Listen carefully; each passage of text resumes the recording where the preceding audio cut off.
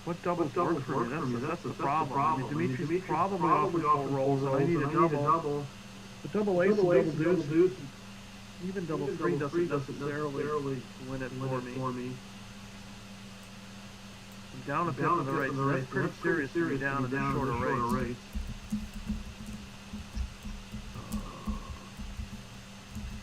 What if he rolls like 2-1, 4-1, 3-1? I don't know.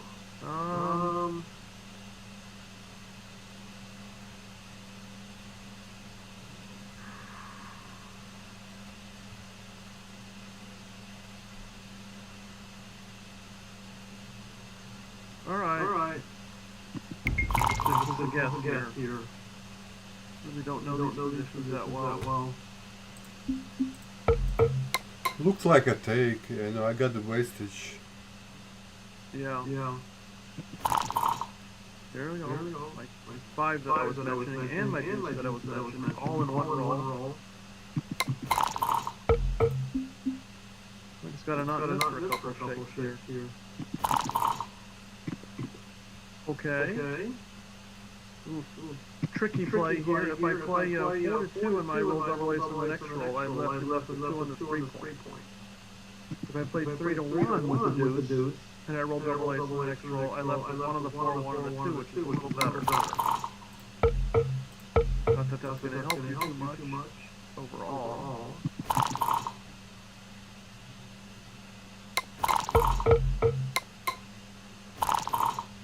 Alright, well, let's go. 4-1.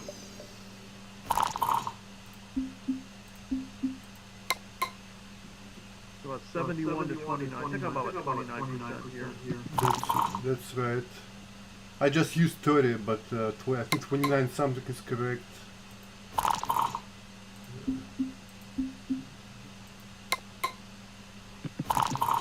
Right, well, I can afford to be more aggressive and double get taking trailing as much as the match. I don't want to get wrecked with you, but I can definitely afford to be a little more aggressive, especially in gammon position. And I just want an anchor and sit on it.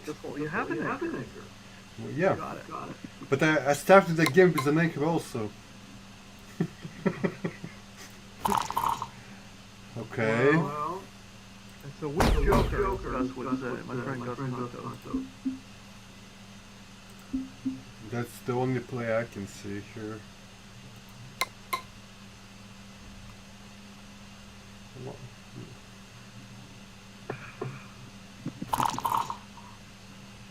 Wait. Duplicated. Okay. Everybody's happy. Decent anyway. Oh, okay. So the race is close, so Dmitri's got more points in the board. With the double twos. Interesting choice for the last two. I'm gonna play this because I'm gonna come out because I don't like my other sixes anywhere. No, I think that was a very good move, actually. Because I got so much flexibility on my 6, 5, and 4 points that I'm not going to leave a shot for quite a few rolls. You definitely don't want to get stuck. Forced to play awkwardly into the board. I can roll like double fours, double fives, double sixes, and then I hate myself for not coming up. Okay. Alright.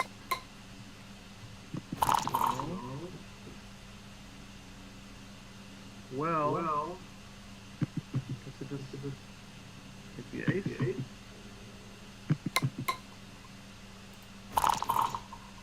One, two, three, four.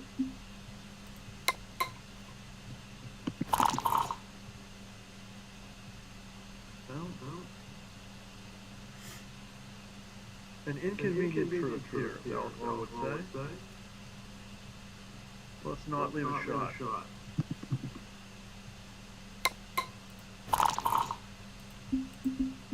Hey. Dmitri's up 9 pips in the race. Let's see if I have anything else. You look. Your position looks so. Yeah, it's almost like you want to stay back, but no. If you do that, you gotta give up something.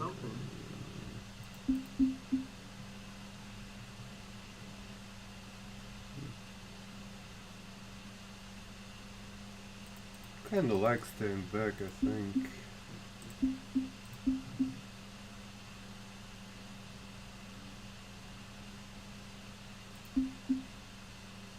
You stripped everywhere. Well, on another hand, I don't have many good common rolls here, unless it's a hitting roll or like big double. So I don't know.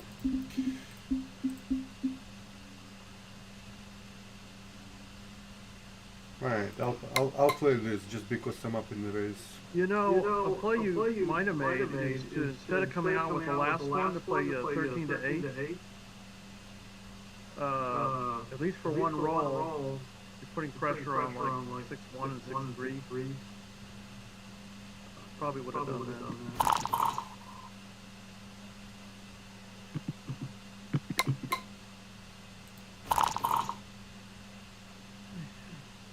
What's going on here? You're up. I'm ahead. I'm ahead a little bit. Okay. Okay, seems reasonable. You're ahead in the race. You're effectively winning the race, so why not just go for it? Yeah, it's good to race at this score because that's the only way you get use of your cube. I might have should have gone with 3-pip lead, but it's usually if you're down 4, if you're ahead 4 pips after your play, it's about an even race. But it's even worse than that for me because I was only ahead 3 and I have an extra checker on the ace board, so might have been right to stay. More contact, but my timing to hold that position is limited, and I can end up leaving a shot. Well, I might leave a shot also. Yeah, that's true. We both have one spare piece to play. I have no bad numbers currently.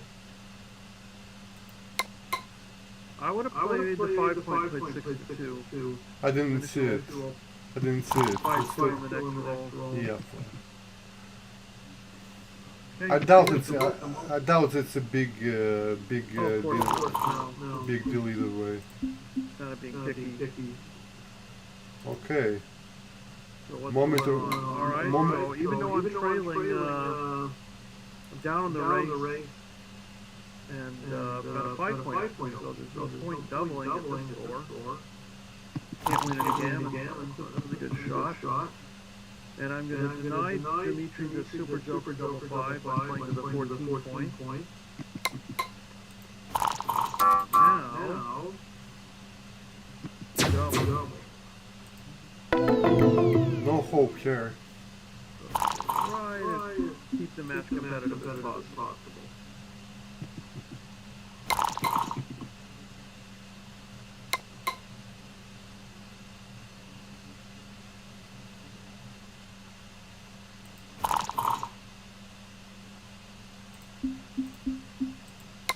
Come up to duplicate fives. Well, it's certainly not a money double, but I am trailing 4-2. Race is dead even if it's a double at this score. 4-away 2-away, a double for sure. Notorious for giving early doubles that aren't doubles, so why don't I just conservative? Like that. Try and give a more pressure double.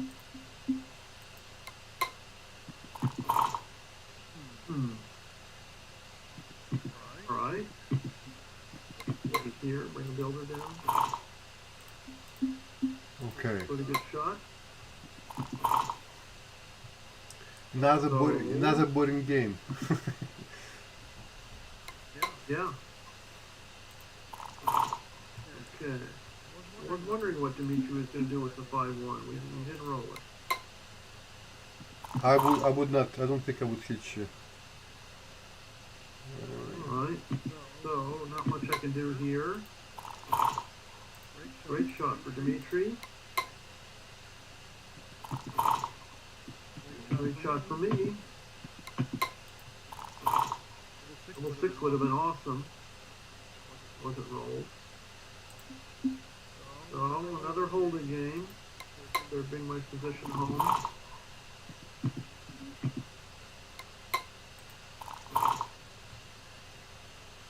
Okay. Respectable board. Alright, well I'm up 5 pips after the race. I could make the 3-point, but it doesn't seem worth it. Doesn't seem like too many of my numbers are awkward. Yeah. I'm gonna break my midpoint here. There's no point having it. Yeah, I mean, I've got so many spare pieces on the outside that the midpoint isn't really holding me back. What's the race like now? 16 minus. Okay, so 11 tips. This would be a very, very easy take for money. But would it be a double? And is it a double at 5 away, 3 away? Not too many market losers. 11 tip lead.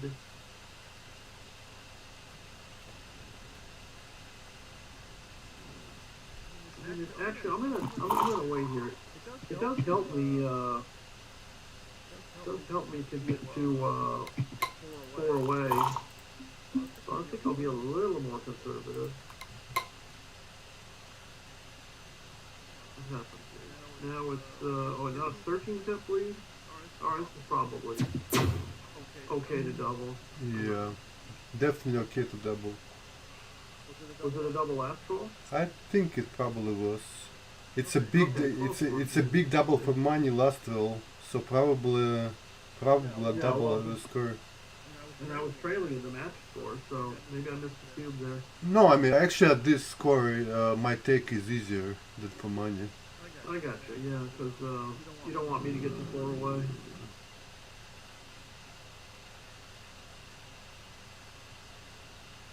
I take. I don't blame you. Okay, and interesting. Slossy, double 6 doesn't leave a shot. You have any bad numbers? 5 even plays. 5's are powerful. Okay, so try to bring it home. Let's see, if I go, I'm down 16 pips. 16, huh?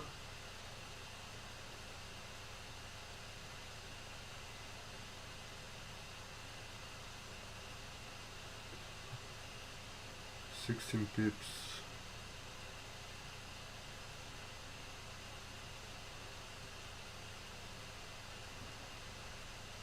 But you don't have any bad rolls if I stay. Yeah, it's kind of a free roll for me if you stay. I mean, you are stopping me from slotting the 3-point. That's the benefit for staying. But Dmitry could get unlucky and get gammon. It would be a tragedy for him.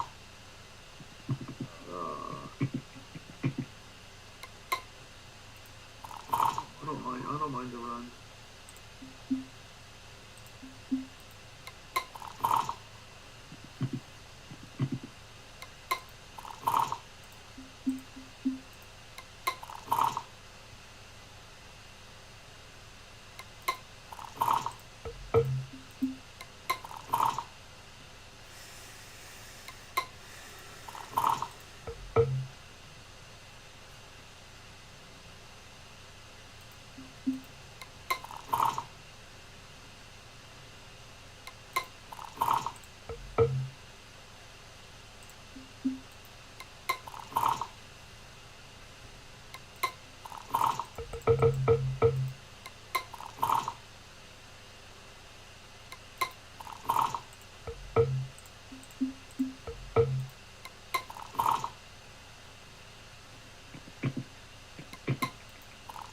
Okay. So we got a 4-4 match to 7. Yeah.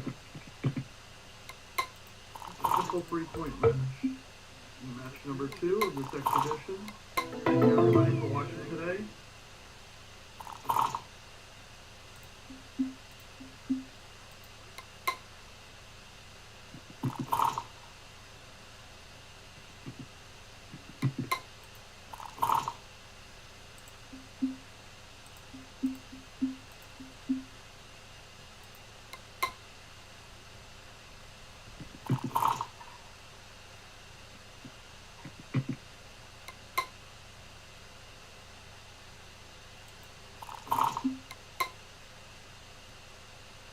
I might have doubled from the bar there. Yeah, maybe.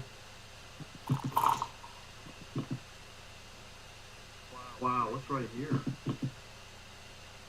Make the 5 point for sure. Now I can make the bar or the 22 point. Wow. I'll make the 22 point. I would make the bar point. You would make the bar? Yeah. Well, serves me right. Oops. Yeah, that would be a 4 prize. That would be a very bad way to miss. Oh, I almost missed a hit, Seth. It would be a very bad error. Oh boy. Aces and deuces are duplicated. Or bring a checker down. I'll just safety it up. No threes cover the ace point. Nice roll. That's, under the circumstance, it's a pretty good roll.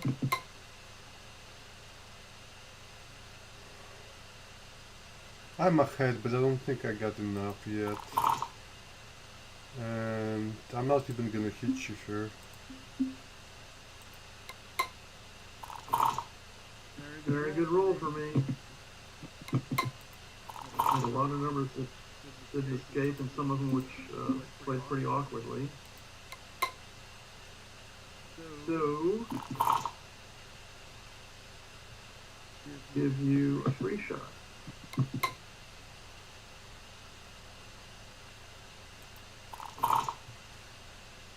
And you miss.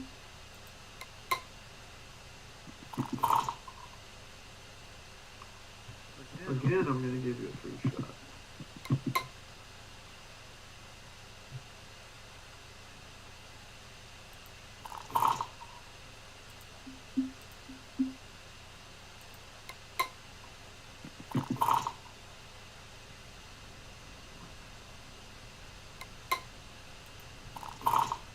This is a favorite here, but definitely doesn't have enough market losers to double.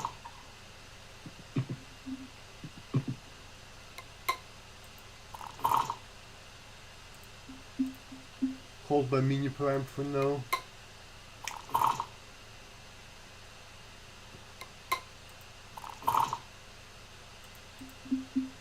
Okay. Who breaks first? Yeah, exactly. Well,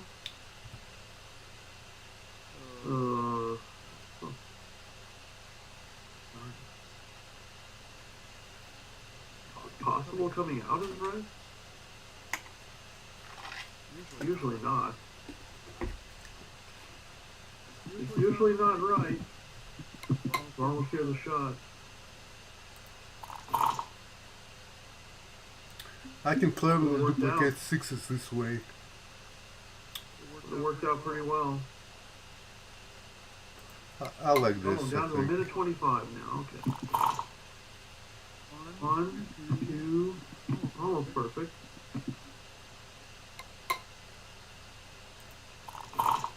Good shot. So Dmitry can afford to play on here. Yep. Pretty quick chance. Very little risk involved. If I come in, he can just double me if he wants. And even if I hit, I've got my 6 and 3 open. It's pretty bad position. Yeah, it's difficult to lose from here. But I don't think I'm a favorite to get gammon. I'm gonna play this way. Oh, maybe I shouldn't have. Let's give double force. Yeah, that's probably wrong. 1. Isn't that interesting? 1, 2, 3, 4. Double fours has two meanings. 6, 6, and 6, 4. Wow. I could do this. Yeah. I probably, well, I would think I would have left the extra shot, just kept the 5 points. Well, I can double you this way if you come in. Yeah, but what? Really want to? I don't know. I mean, I'm not trying to talk you Maybe. out of anything or into anything, but it seems pretty safe to play on here. 5, 3. 5, 3 is okay. Yeah, I would have cleared the 6.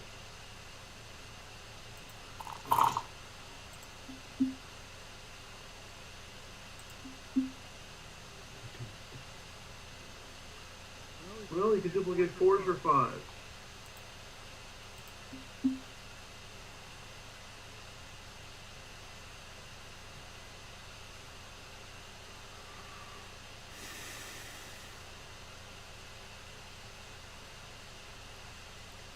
Double 4 is much stronger for you because you make your 3 point. So I think this Good point. So if you're going to leave your opponent a joker, I think this is a leave him a less potent joker. this is the way to go. Yeah.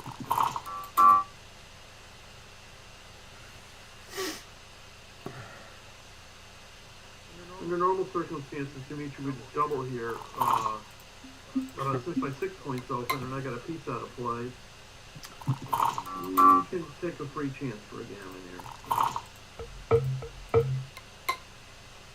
Gammon would take him from 60 to 75%.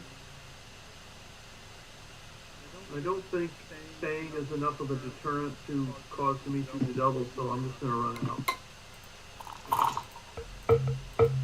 Trying to save the gammon as efficiently as possible here. Actually, this is a tough move here. Spot the 4, spot the 3, and I don't get the crossover, but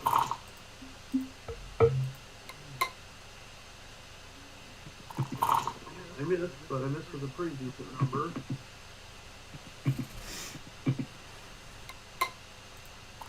So Dmitry rolled a 6, which he needed.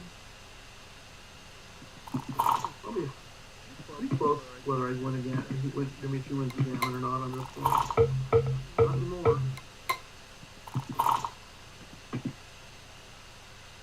Maybe that earlier play cost me. Okay, I'm going to move this forward so I get double aces.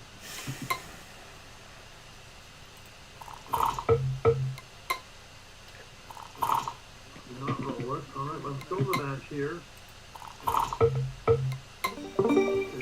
For Crawford with 1 minute 19 seconds left.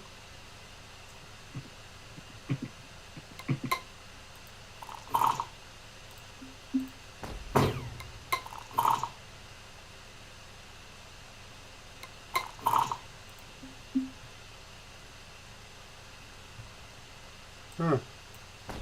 Probably this. That's a good move. I like that move.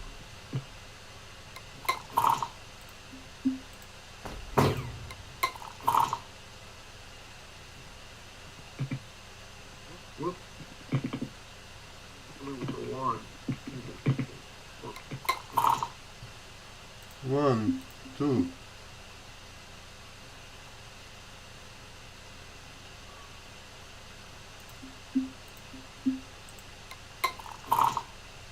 Move, I would have done that also. Now,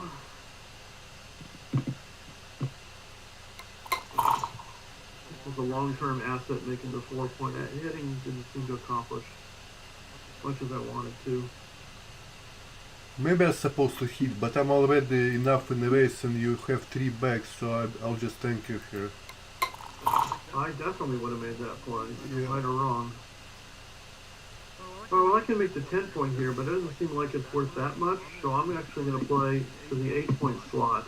If I make my 5-point, I got a better board than Dmitry currently. That's interesting. I would have made a 10 point, but Flexibility. you know, I like simple plays. I guess. Yeah. 2. Down 22 minus 16 pips. All right. Guess we can stay back. 5 is okay for Dmitry. That's the only way not to leave a shot. Very good roll for me. And Dmitry makes the 5 prime. So this is also a good roll. Makes the point safe, use the block. Now the question: do you run, keep your 5 prime with the race lead and give the double shot, or break the 8 point? That's a good I question. don't have access to the cube, and gammons aren't worth very much, so it is enticing decision to run, but I do have a better board. What is 1, it's 11. And Dmitry has spare timing if he just breaks the 8. A couple of spare pieces to play. I got 1 spare piece to play. Tough move.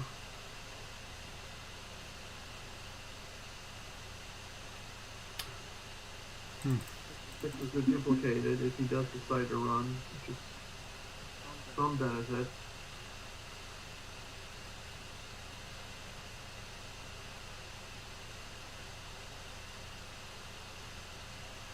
No, I think I'm gonna go. So I did not see that move. I don't think I would have done it. It puts 2 blocks in jeopardy. But it's less shots.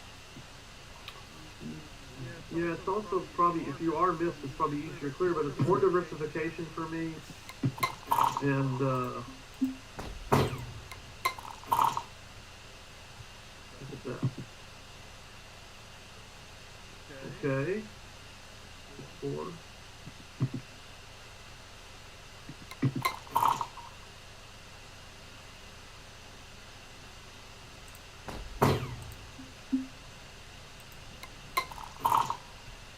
That was a good play. I was hoping not to see Dmitry hit. Alright, well, Dmitry makes the 5 prime. Let's see how long it's going to last. Yeah. Pretty big favorite to make my bar point here. Oh, but Dmitry makes the 4 point also, but I like this play better. Yeah, I like this play better.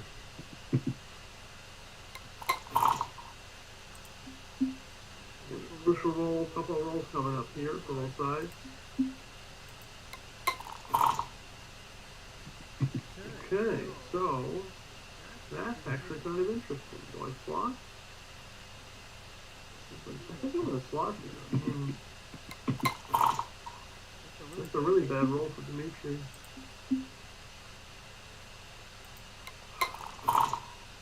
So this is an excellent roll for me. Makes the 6 prime and escape. Very bad roll for Dmitry. I have a chance to win a gammon, although a gammon isn't worth a tremendous amount. It's a free pass. Probably what's going to happen is I'm going to win a single game and then we'll go to 2 away, 1 away post Crawford.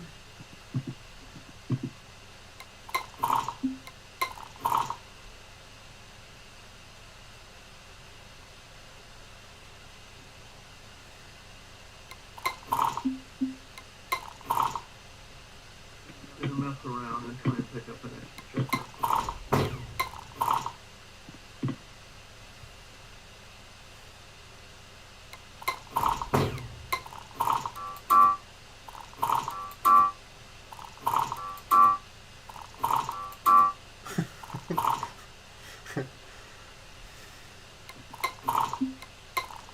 Alright, well.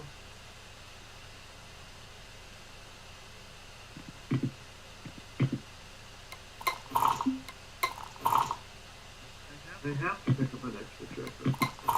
I'm trying to.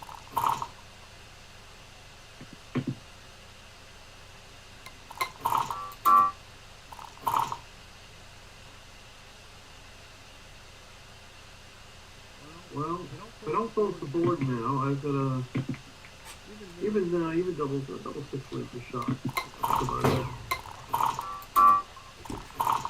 Now you can forget about going for the extra checker. Close the board out. 1 point.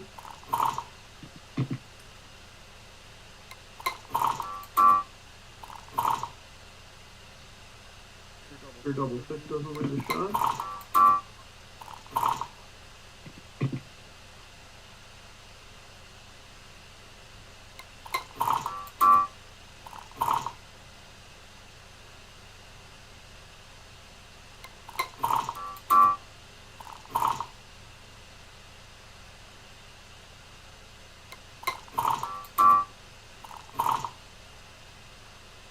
I don't want to give Dmitriy a chance to roll double six in the race. I'm going to keep my board as long as possible.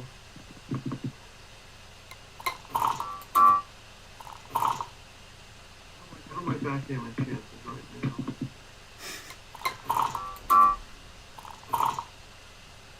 They went up. Oh, they went down. Wow. Nice roll. Need the backhand.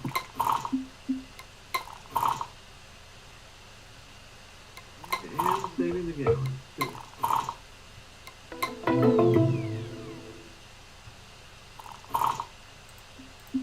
Okay. Dmitry has a free pass, which he will not use.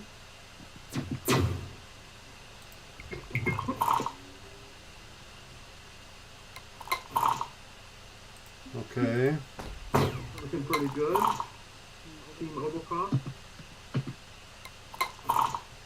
Nice play, Steve. Thanks. I had 6 checkers in the midpoint, so this is the way I'm playing this. Nice play also. 1, 2. Almost does everything.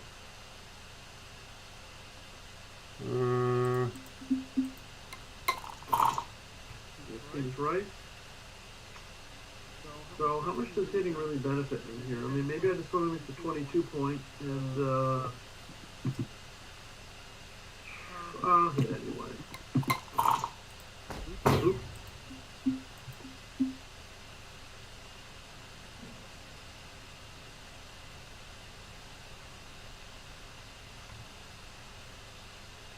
Not sure about the last one, but I would not have done that, I don't think. I got no. Was I already on the bar? I Yeah, would have just made the 10 points. yeah, maybe. Kept the 8 and made the 10. Too likely for me to anchor up and then give you like some difficulty in getting your pieces home.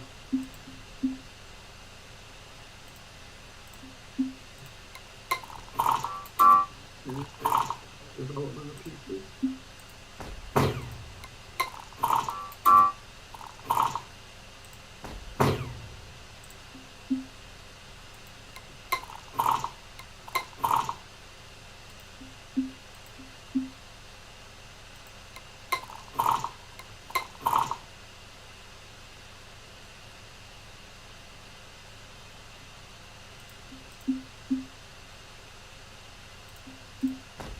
I don't know. I would have just made the deuce in the ace point, putting 3 up. Double aces.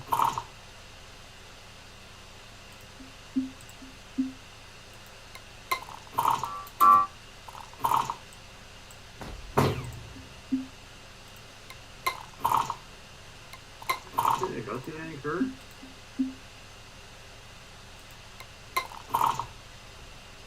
Let's play the, makes the 23 points.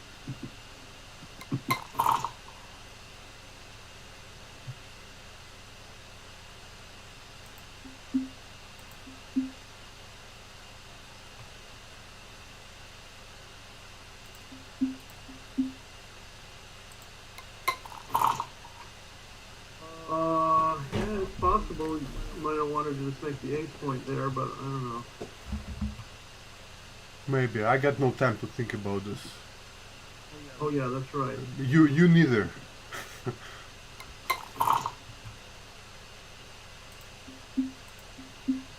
can get that checker out to the 18 point and try and build my board. I might be able to catch a shot. Dimitri's coming around.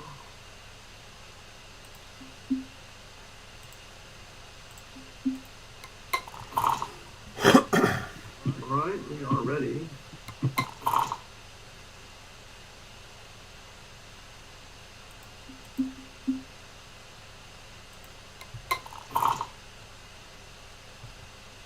So, can't catch a shot just yet.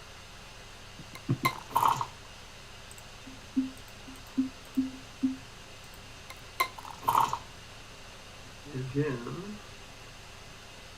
Oh, interesting. Maybe it's not so interesting. All right.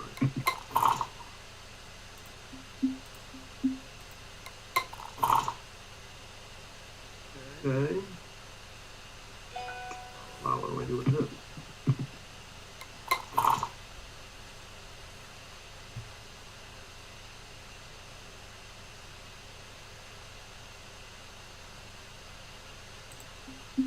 Just leave you loose shots. Okay. 1, 2, 4.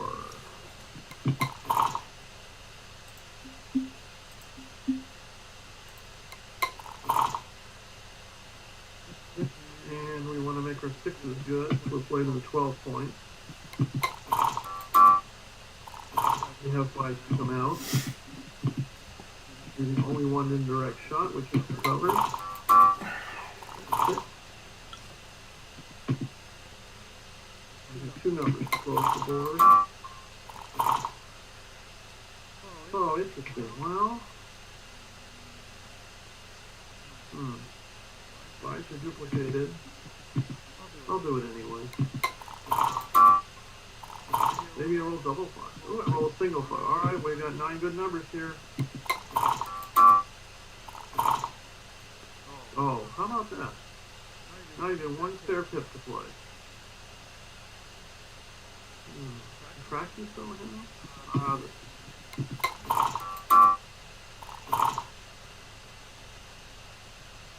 Alright, well, 6 more killed.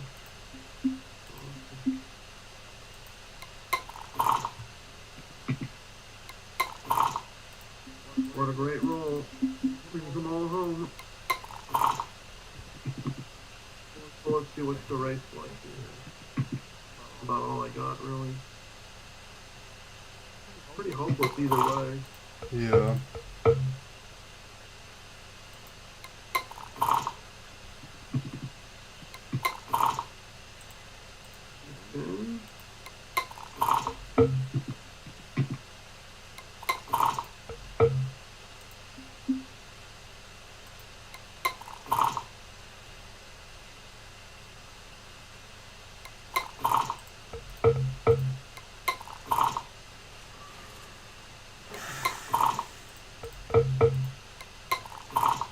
Oh, look at that.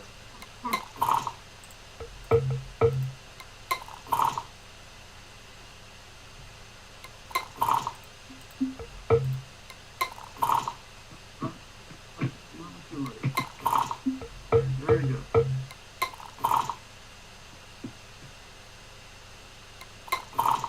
Alright, let's see what scores the two got here.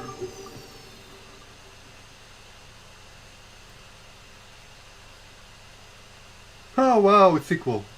Wait a minute, but I lose the points anyway? Well, it's my PR was better by like one maybe 1/100th of a point, you know, something like that. Wow, how about that? It's rounded, but we are, you know, to be fair, we should run XG anyway. Okay. Let's, I'm actually surprised I played round 3 because I had such a difficult time playing this much.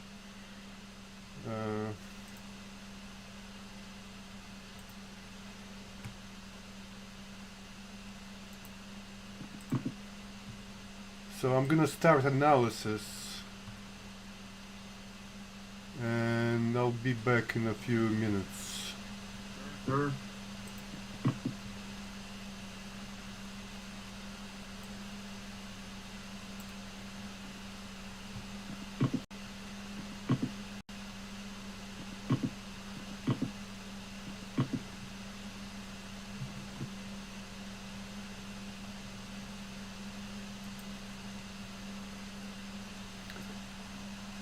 played better in that second match than I did in the first one. Dmitry played his normal low four, low threes. Next one player. I'll be back in a minute. That's too much.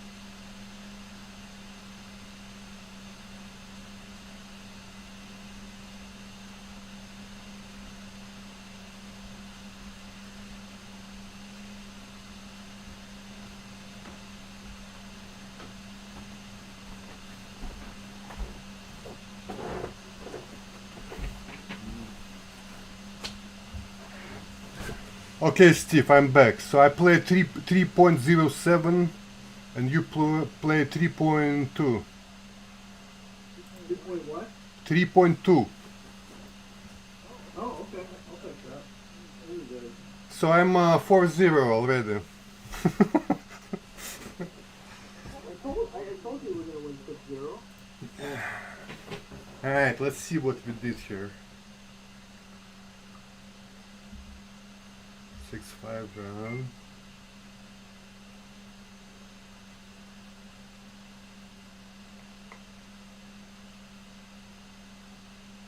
Yeah, it was better to come up with double force like you said you should.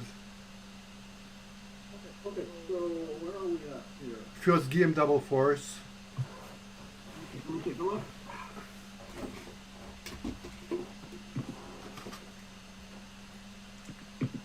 Oh, okay, so... Oh. Yeah, pretty significantly too. Yeah. I didn't think it was such a big deal, but you know, when you're ahead in the race, you should take advantage of that. Oh, the race is even, yeah, after the roll. Yeah, but I mean, I think the problem is that I take the chance of getting blocked in by 3-2, 4-3, and 5-4. Right, exactly. Plus some double, so double 4. Yeah, that's a big swing. Okay, Exactly. so that was good to learn. I was supposed to run to 5-4. Doesn't surprise me. Yeah. I'm gonna blame it on sleep deprivation. Yeah, these are difficult. I wouldn't be sure if it's running is right either. Yeah, I mean the elements that you need in your favor to run are: do you have a better board? First of all, are you? You want to be ahead in the race. In the race. Yeah. Do you have a better board? What kind of liabilities does your opponent have in their board? Like you got a blot on your deuce point. So I have 3 elements all in my favor to run, and I did not. Yeah, I'm up 9 pips. And also, yeah, how much containment value does your opponent have? I mean, how many jokers did you really have to contain you? Not that many. Yeah. So that was a little bit of, not a huge mistake, but conceptually it was the wrong idea. Here's another lesson. If you come up with double force a couple of rolls before, you wouldn't have a problem right now. Something to think about, yeah? I wouldn't what? You wouldn't have this problem now if you came up with double force a roll before. You're right. Yeah. You're right. You're absolutely right. Okay, so 6-5 again. I did not. Oh, this is the play Dmitriy talks about. Double Falcon, something. It's coming out, and it's not even like I'm ahead in the race. It's just a timing situation. You're stripped on the midpoint, so it's very difficult for you to hit and cover efficiently. Hold on a second.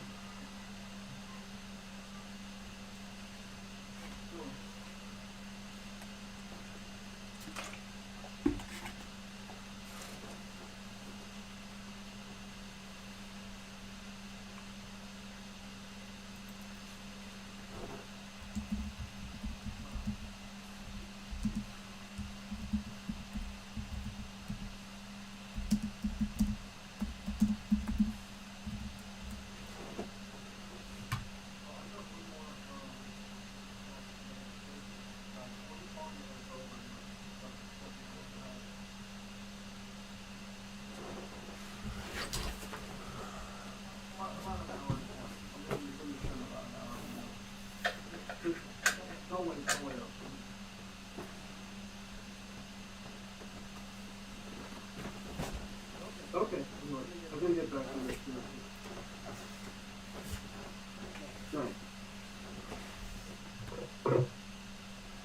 Okay, so Then you have 6-5. This time you're down in the race, but it's still right to run. Because you're running out of moves, yeah? How much benefit is there to, for me to stay back and wait for a shot? You got plenty of time to roll your double. Right. So I don't really have that much value in waiting for a shot. Right, I got flexibility you don't. Opportunity if I roll, double 3s, I can't race, I get them just blocked. Even double 2s. So, yeah, I mean, maybe next time we do this, we could do it in casual setting.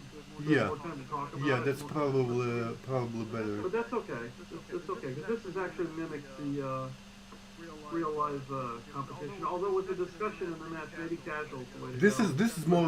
This is more like speed gammon. We're spending time on talking, so this is more like speed gammon.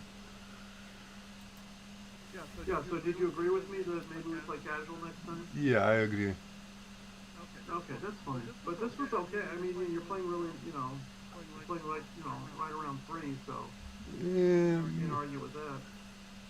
But yeah, okay, so good point on the 6-5 here.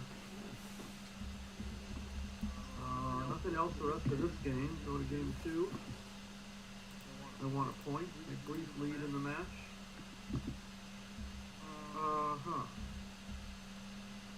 13, 8, 6, 5. I came out. Yeah, I'm giving you good 6s by coming out. There doesn't seem to be any major rush to get moved. Yeah, I got a better board than you. Although that's the reason to run out. In general, it is not a good idea to resplit. if this makes sense. Not a good idea to what? Resplit. You know, like you already split, you don't need to split again. Oh, I see. So unless you have a good compelling reason. So I only got 8 checkers in the zone, no new points, so there's no reason to go anywhere. Yeah, I see it now. Okay, that's good. You got a double 6 on move 8. They want you to make 2 points. Okay, yeah, I wasn't sure about this.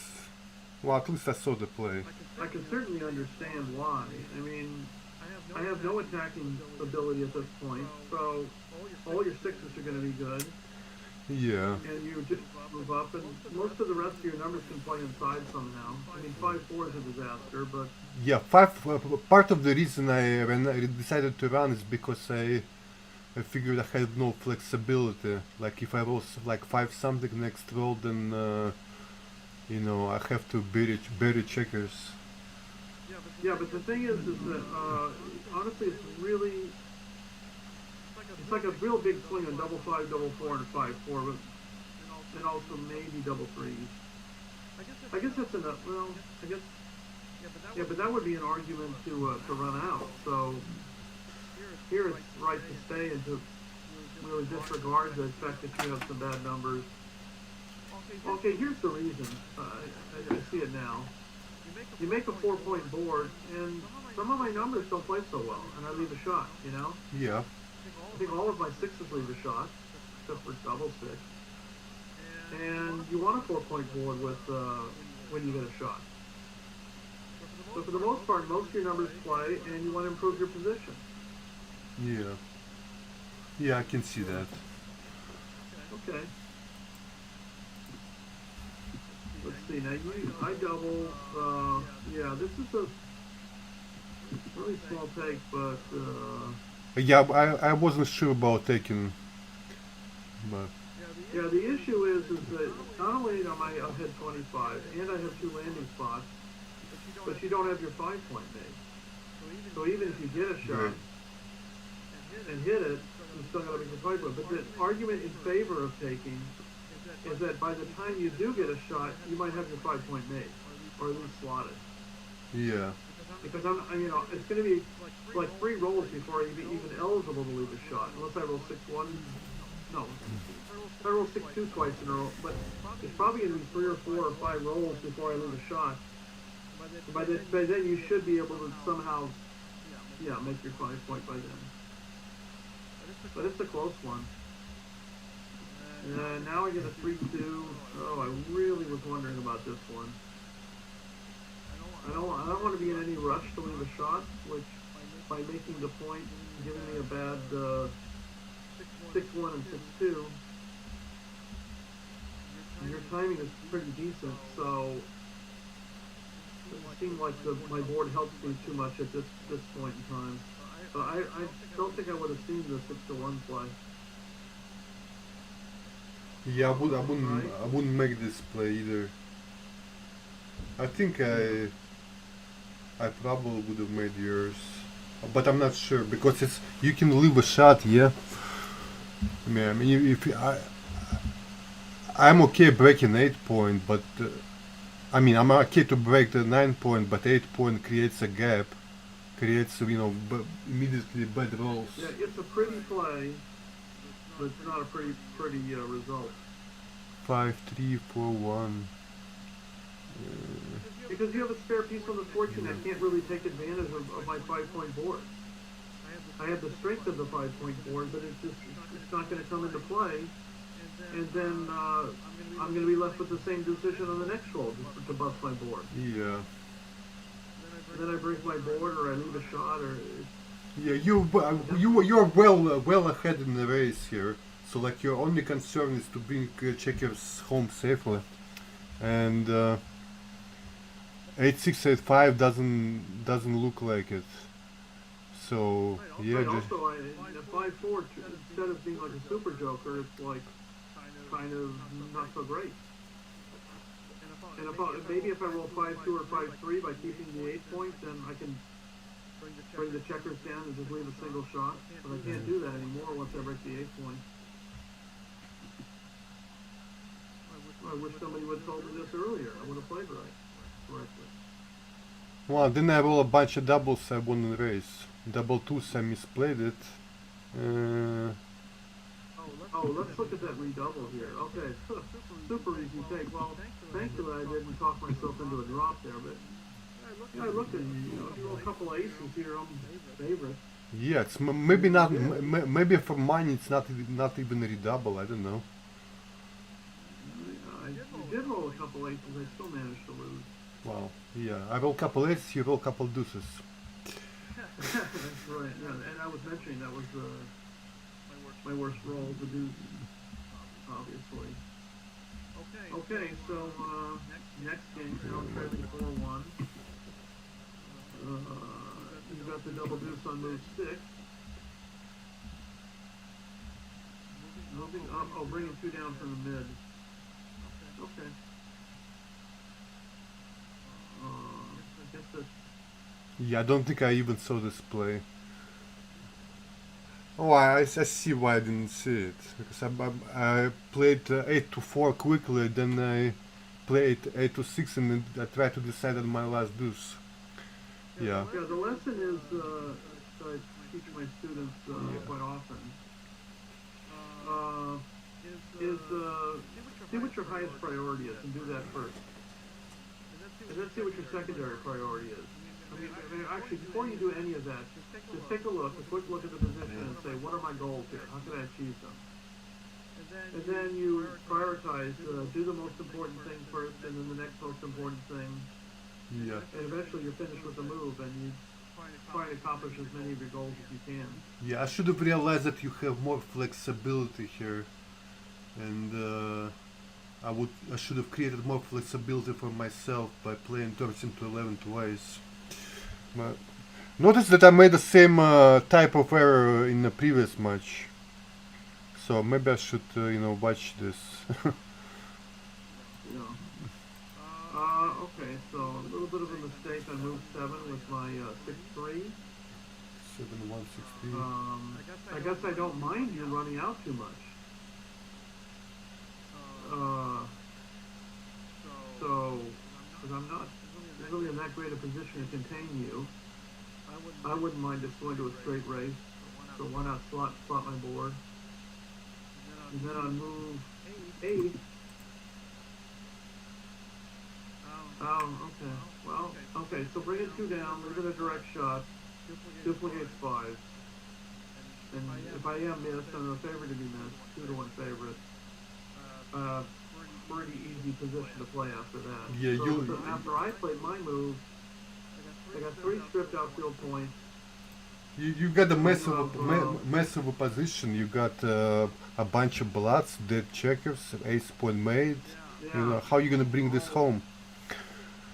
Double, but you're not likely to really likely to roll double. See, I rolled a double 5, which is normally is a great racing roll, but here it's not even a joker because your position wasn't good after, before that. Like I have to break my contact, Okay, my play that I suggested with the double 5 was actually not very good. I suggested coming out with 1. Bringing 2 down and making the 3 points, doing the 2 points, the big blunder. Yeah, the problem is with this plays, like when you well, first of all, I'm ahead in the race.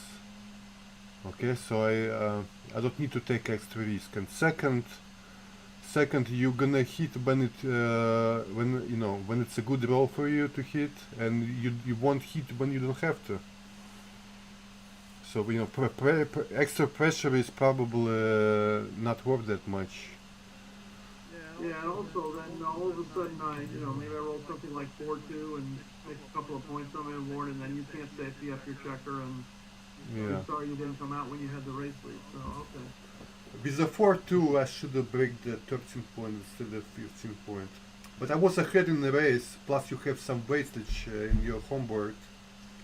So I figured that I should have enough to race from here. XG disagrees. Well, if you break, you're a small favorite. I guess by staying, you're a little bit more of a favorite. Yeah. And that's exactly what it Yeah. says. 57 instead of 55. Yeah. The thing is, my 15 point hold two of your points, midpoint and 15 point, and it's favorable for me. You know, it's very efficient. 1 point holds 2 points. If I break my 15 point, then you'll at some point you will break your 13 point, and 1 point hold 1 point, so it's not as good. Yeah, there's race Yeah, is I still see it. race is still close, so I should play for the contact here. Yeah, but it's okay. Alright, so move 12.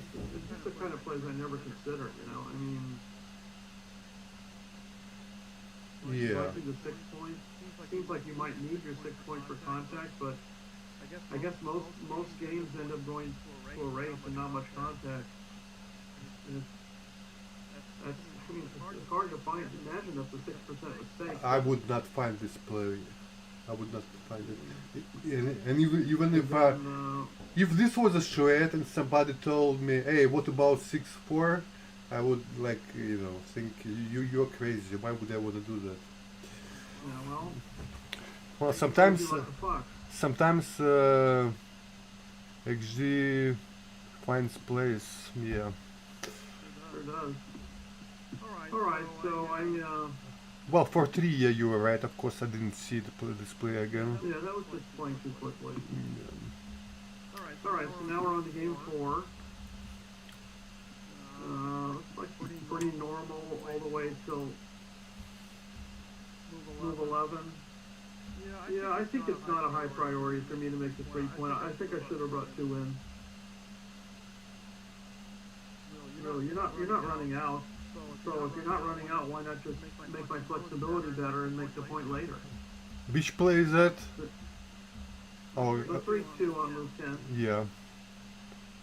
Not a big deal, but there's no real benefit. Doesn't seem like there's a real benefit to making 9, a point 6, at this 7, time. 5. Okay, that's interesting. So on the previous rule, I was up 11 and I didn't double. And it's very, very tiny double. Yeah.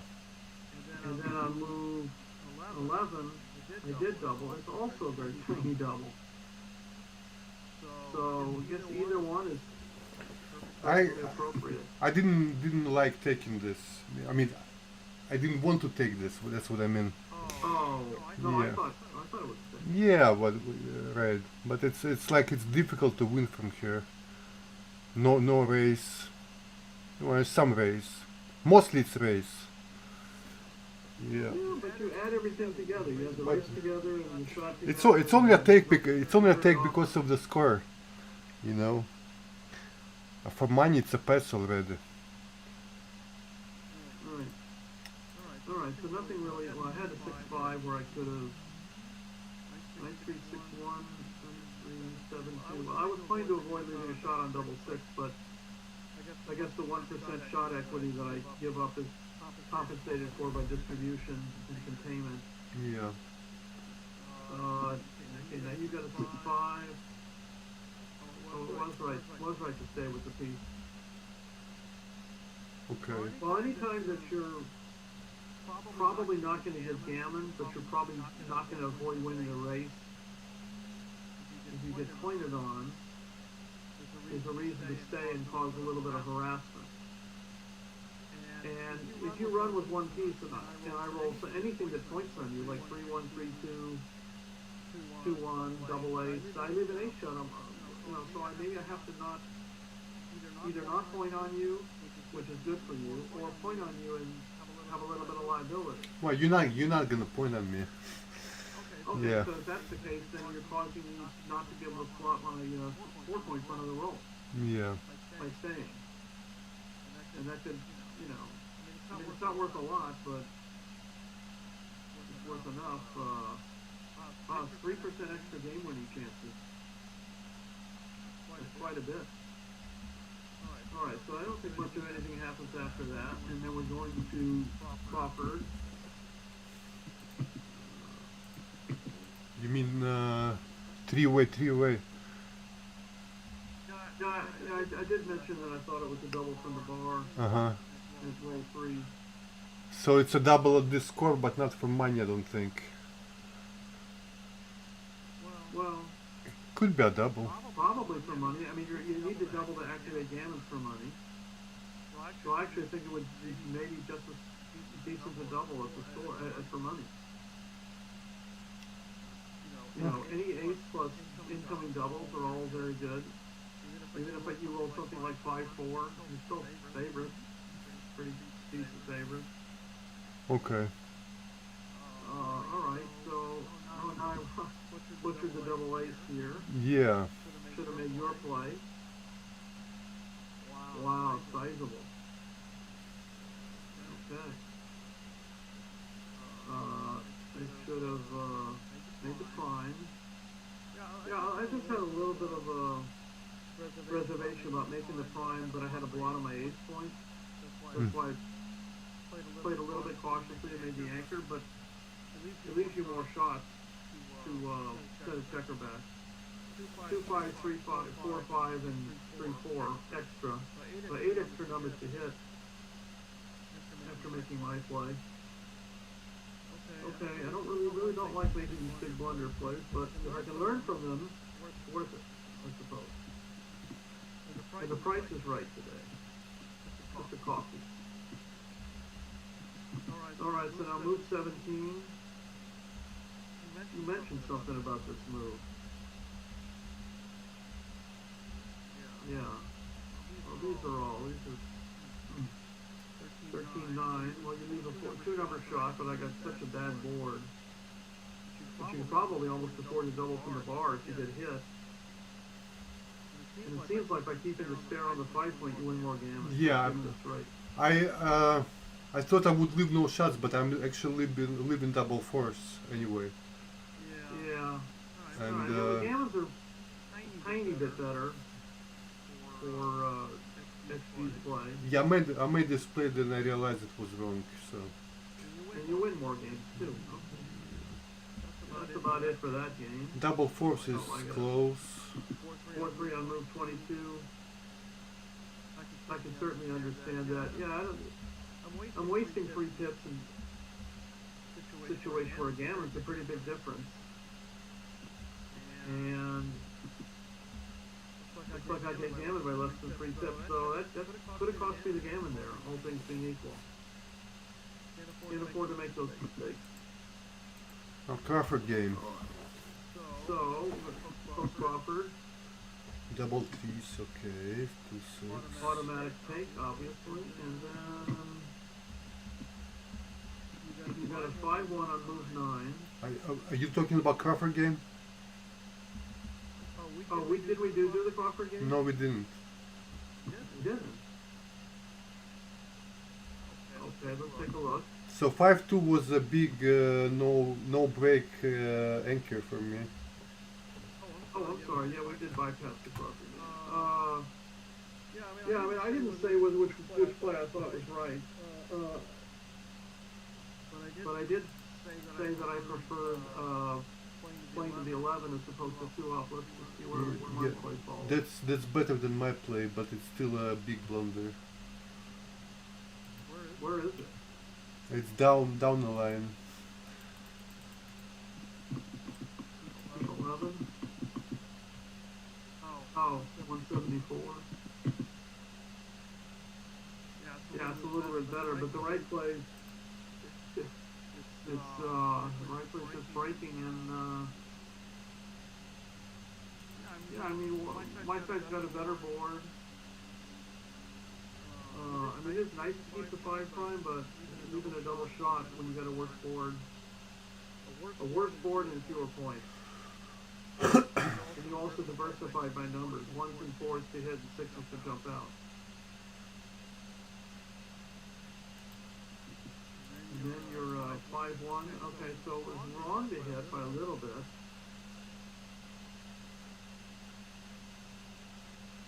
That's a tough move. And it's pretty close.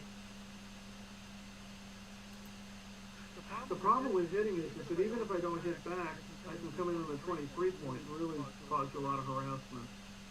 it's kind of in a way giving me two good numbers. Yeah. 4 to hit and 2 to anchor. And if you just bring 2 in, my 6s are duplicated to come out or to work on making the bar point. Yeah, bringing 2 in creates a bunch of builders to make point naturally. But gammons are not an issue, so it's not like hitting is a problem because it's causing you extra gammon losses. Obviously, at 1 away, 2 away, Crawford, you'd never hit in this particular situation. What's next? We're bypassing all the good moves that we made. It almost seems unfair. So, post-Crawford game, DMP, effective DMP. Gonna move 9, you got a 5-1. He likes to hit. Well, that's your style. Yeah. I didn't have much time to think here, which is an excuse. It's a little bit ambitious to hit with no direct builders, but my board is non-existent, and what's the worst case thing that can happen? You anchor up, you hit, and then you anchor up anyway. But if you don't hit me, and I roll an ace, I anchor up automatically. Yeah, sure. And I made a bunch of bad plays, like 6-2 is a blunder. I guess I didn't want to blitz you at this score.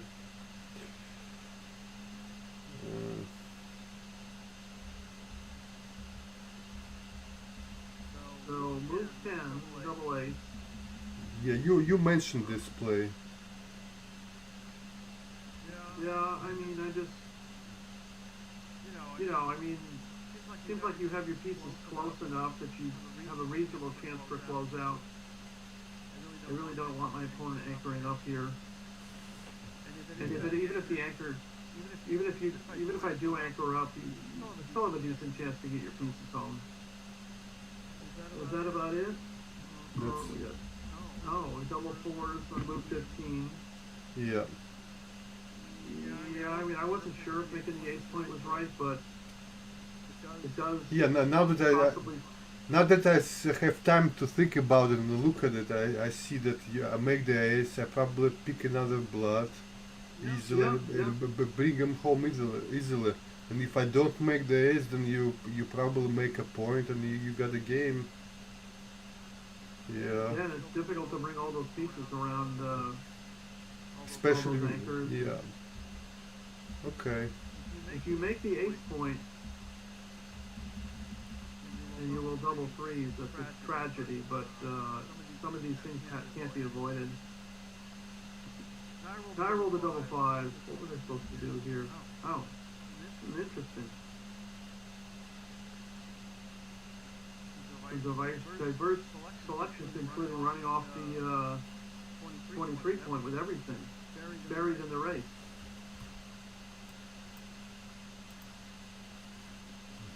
I didn't mind my play so much. I mean, I'm keeping both anchors. I got to work forward. Eventually, I'm going to develop my position and maybe catch a shot later. But as Chief says, make the 3 point now. And don't worry about getting hit because you might make an ace-deuce back game. And if your opponent doesn't hit you, you got a better counterattack. But it still seems limited at this time. I'm still outboarded. Well, what I like here is the second play, not the second play. I'm sorry. Yeah. Or after a plus plus, it's the first play now. Just coming out with 3 checkers, with 2 checkers from the back, and playing to the 8. Like I got no checkers close to attack your blood, and well, you could roll double 4s, but you might not make the ace point anyway.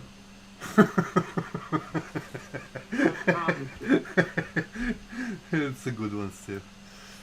It's a fair one too. Okay.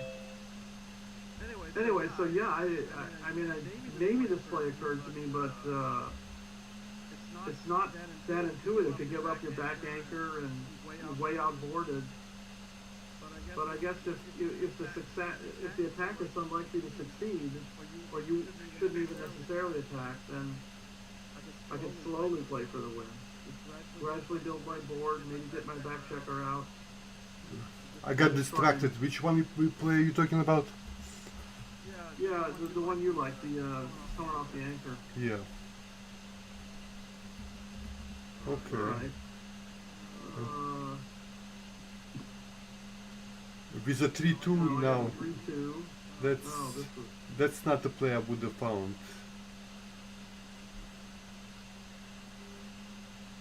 Yeah. What did I do? I just played the D8. Yeah, the problem with my play is that you're going to spare on the 11 and the 8, and you're going to have a free roll on the next one, and I'm unlikely to be able to... Well, of course, if I roll a 6, I can get the back piece out. But if I don't roll a 6, I'm going to be under the same circumstance the next roll, and I've already harmed my board. Yeah. Plus, you want to make a 2-point. 15-3-1. Where's that? That's kind of a cute play. Yeah. But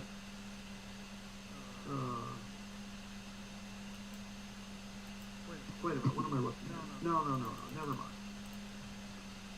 I was thinking I could make the 8 playing that move. Okay.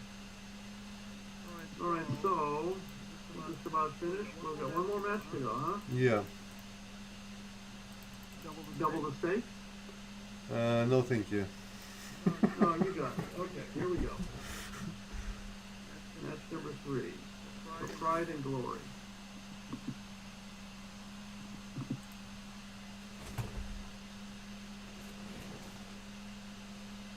Alright, so far, both of us playing decently, a little more decently.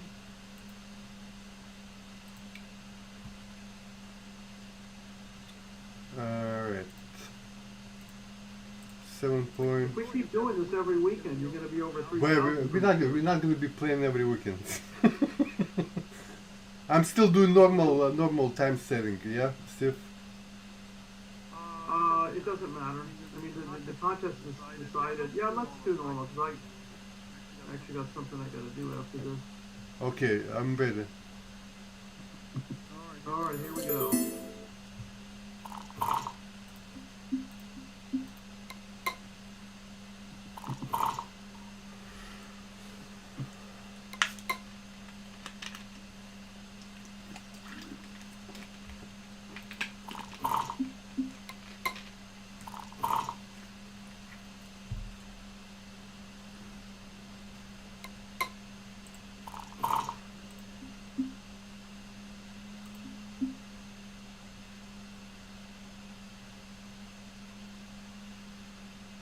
Yeah.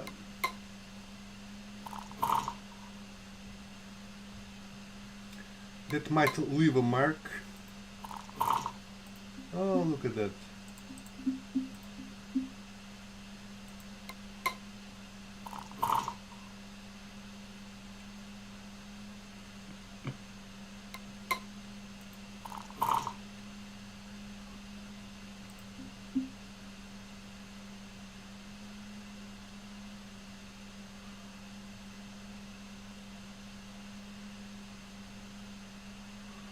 I don't know this one. Okay, so I'm down in the race, but I don't want to be exposed to your attack. I see the temptation to make the 3 point. Yeah.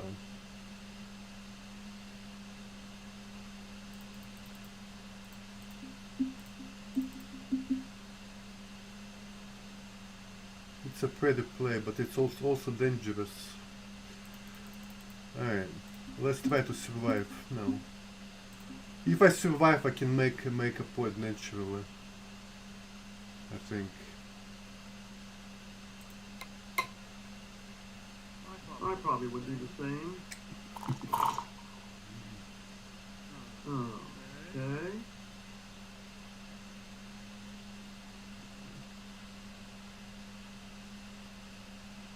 Let's split for sure. What do I do with the 4?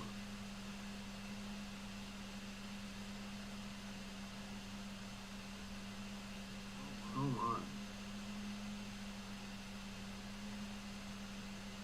I don't know. I'm gonna bring a builder down.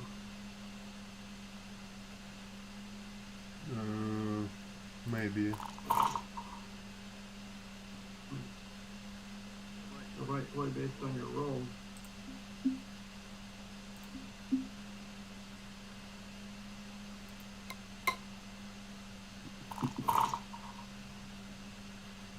Alright, postpone the attack for 1 move.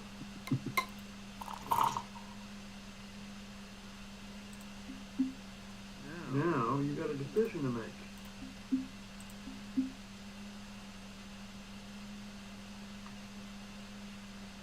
Okay.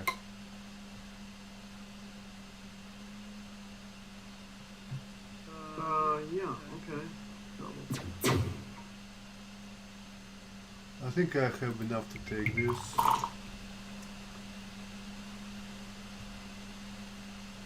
I don't know about the take. I mean, I got a better board and I got a 18-pip lead and attacking chances. You do have me blocked on 3 points.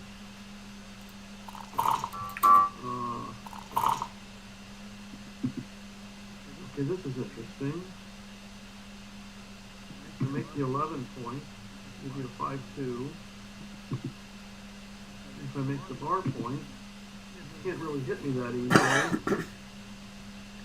So I lose a builder. I'm just gonna make the 11.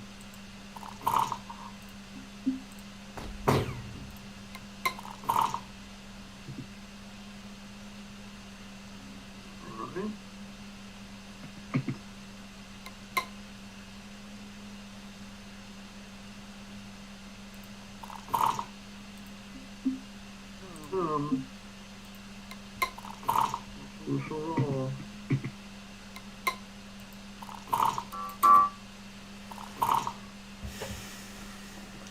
Okay. Forward work.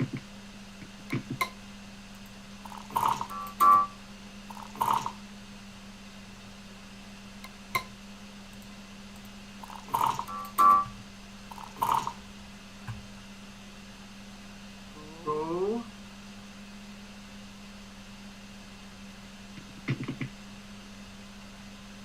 I don't know.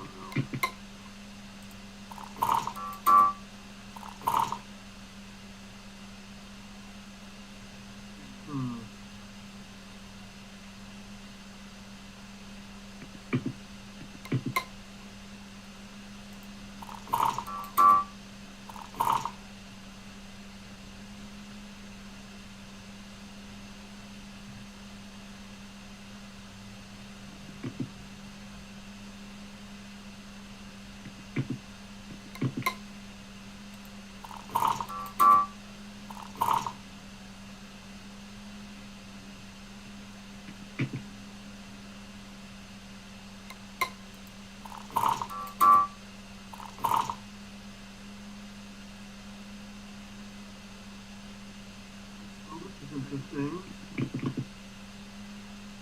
It actually might be right to play checkers as a 3-point, because then if I roll double 4s, oh no, double 3s is a disaster. No, I'll just do this instead. Definitely don't want to block my board. Yeah, that was funny, because I was thinking about the double 4s to come out and not lose a shot. But it was a trade-off between the 2 numbers, so. Yeah. Almost home.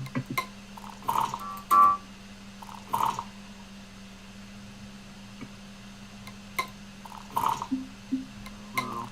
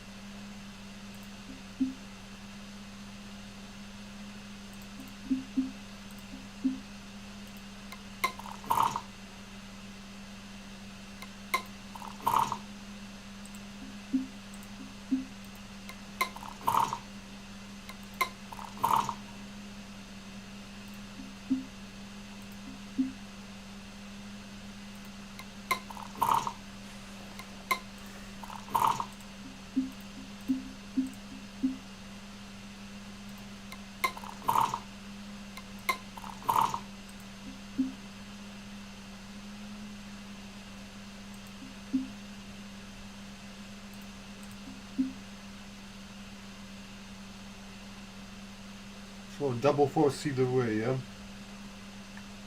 Yep. I mean double fives either way. 5. The only way you don't get double fives is if you play 2 off the 5 points.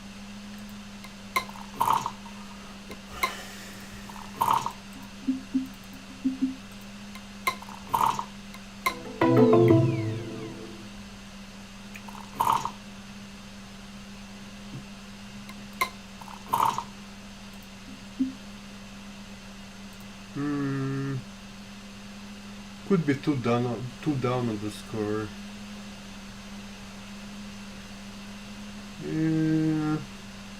Yeah, let's try that.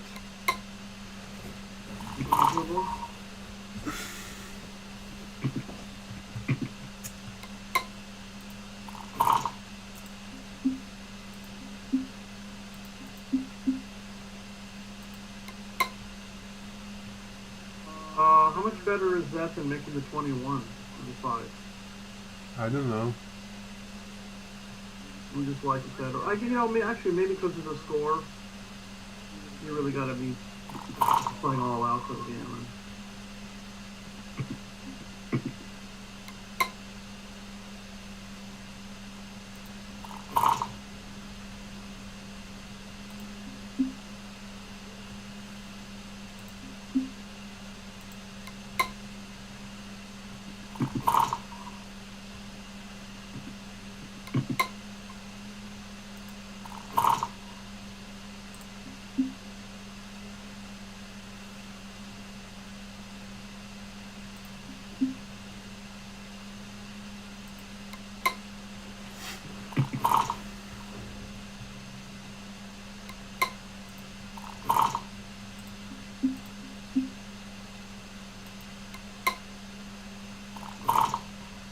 Nice roll.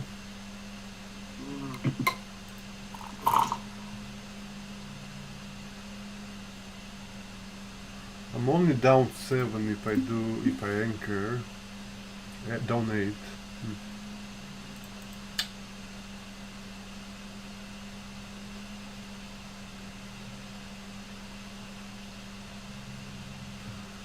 That's probably okay. Yeah, I think so. Oh, this is interesting here.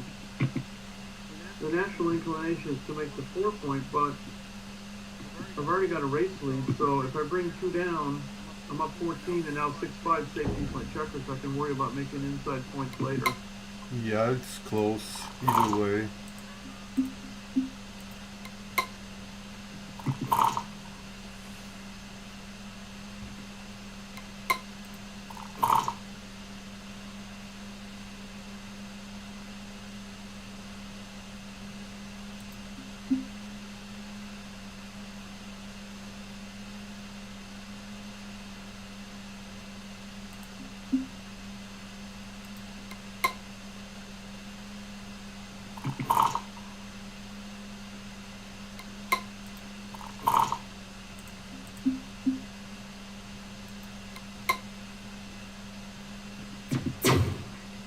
So I'm down 15 points.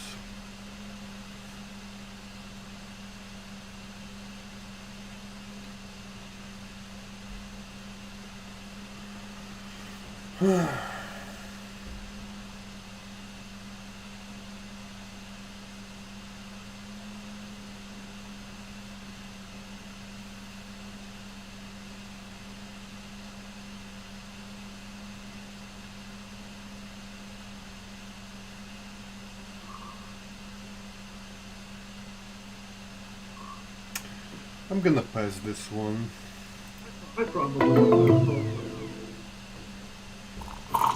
You don't have hardly any cube leverage.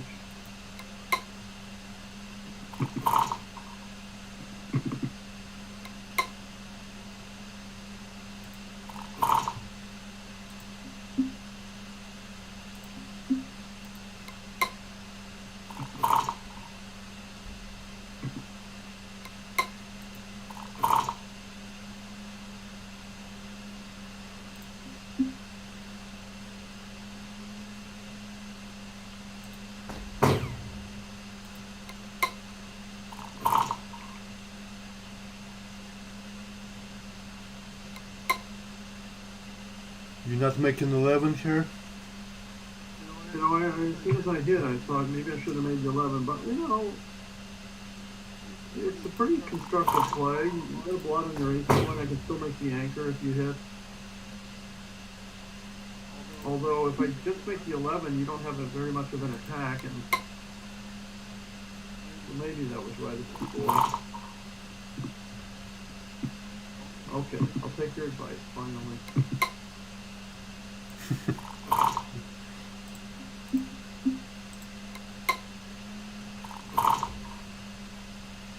Okay, that saves the cube.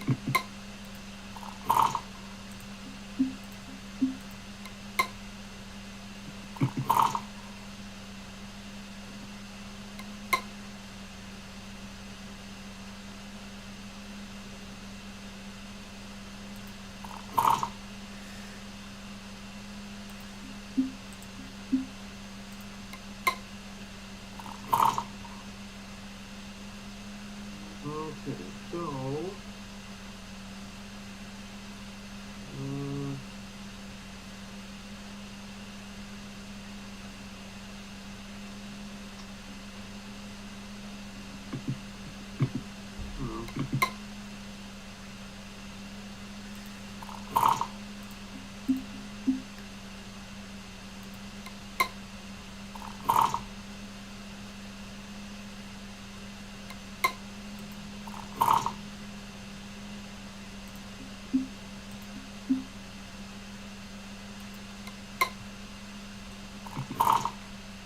perfect.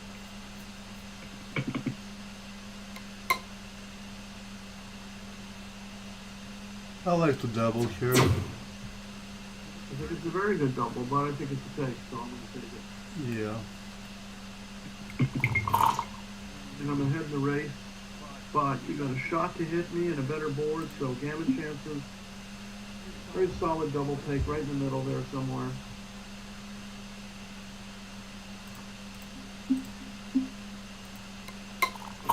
I like this play.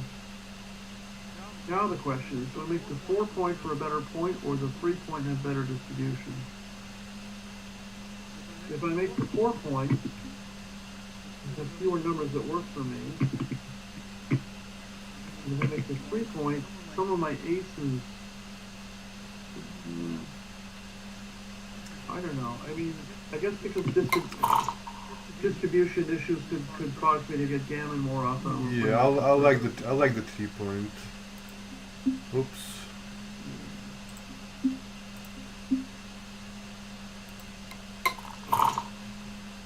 Hello?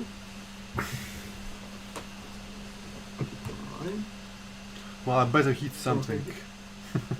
If I hit on the ace point, it would be 20 shots. If I just do this, it's 13 shots. So fewer shots. I guess we go for fewer shots.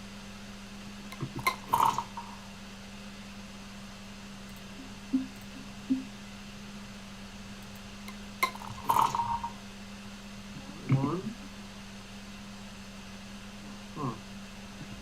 3. Gotta cover for sure. Ooh. Yeah, I guess I gotta do it.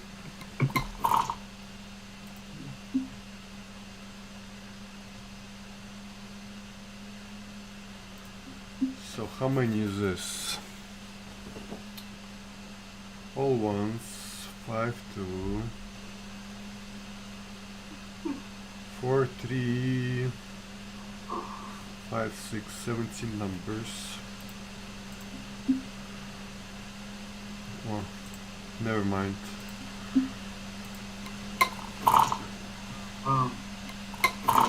Double shot at me.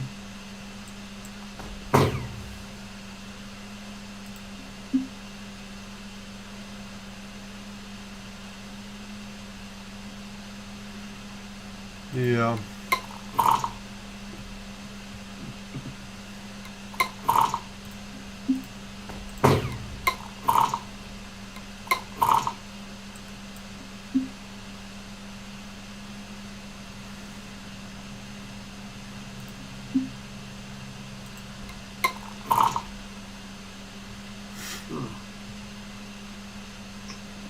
Right?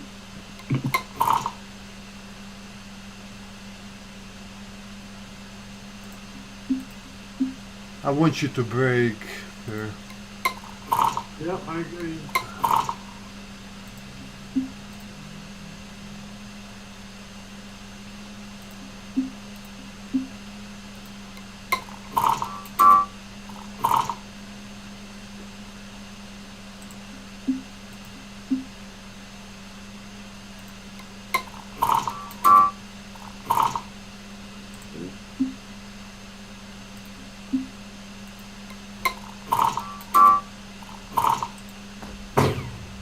It's probably not worth fishing here because I'll never fish anything out of it. Yeah, that was killer too.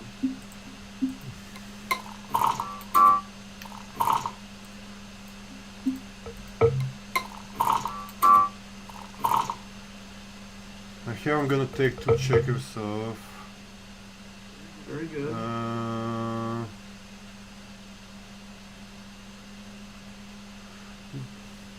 Gammons are very unlikely, so 6 to 2 could be right.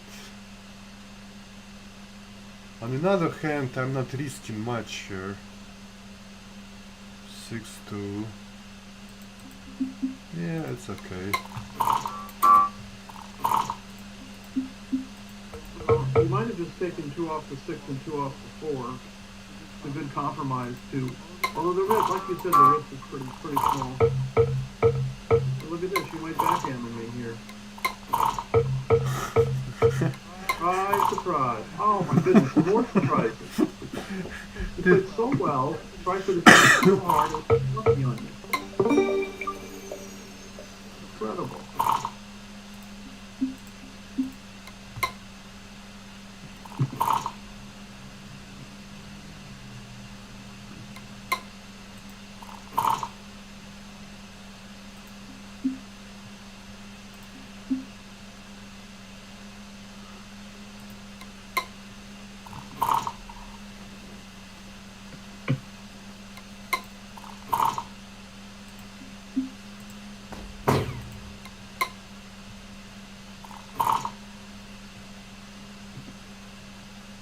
Alright, now I'm going to slot. I just should have done that in the first match. Okay.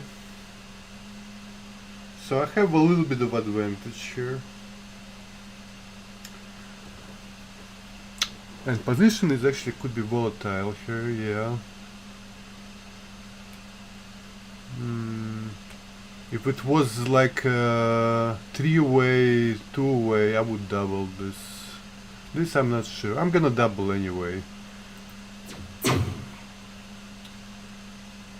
Okay, I probably would not have doubled, but find out. Nice roll. Hit, bobber.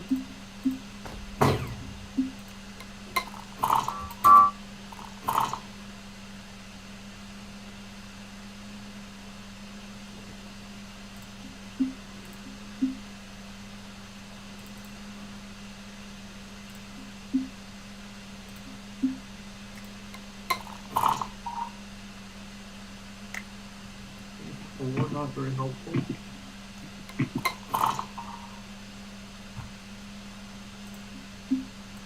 Ooh.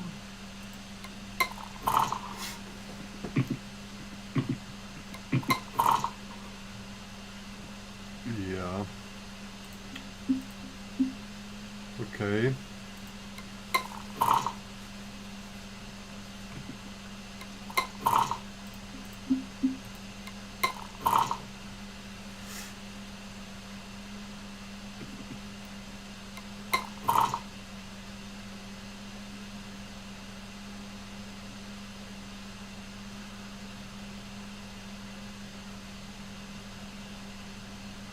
Not even sure if I should blitz you here. Yeah, I'm not sure either. I'm not sure what I'm achieving here, so I'll just play this.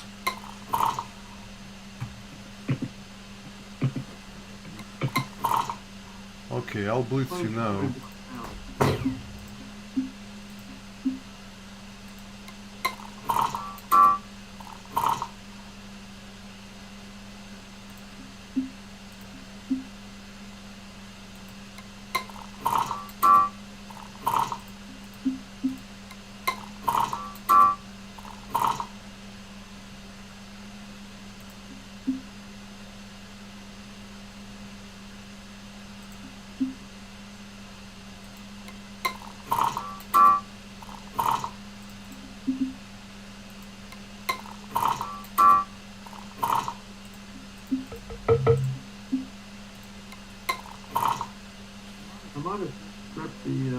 5 point there.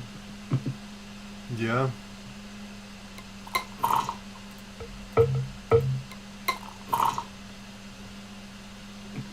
Two. All right.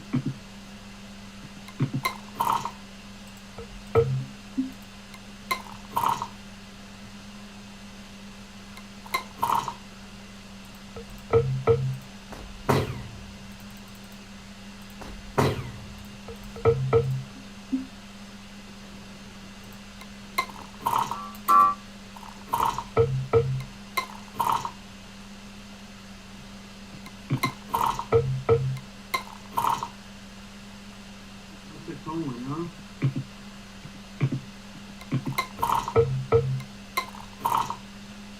Well, this time double threes didn't save you.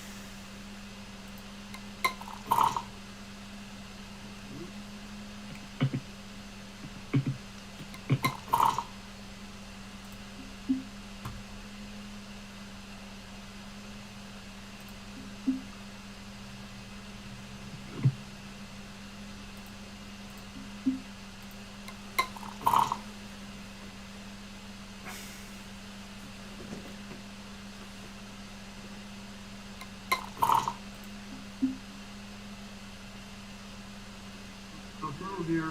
Wow. Slot is not very good, and the split is risky.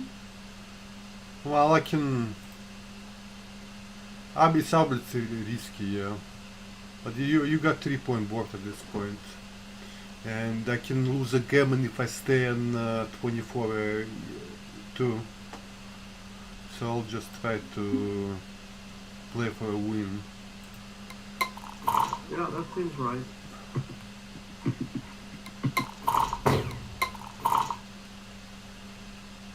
Now what? I don't know. Well, I'll do the first one for you. Come in.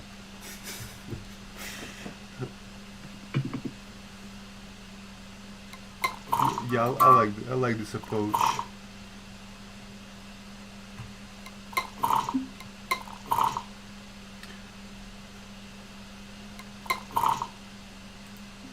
Well, this time I'm not gonna hit you.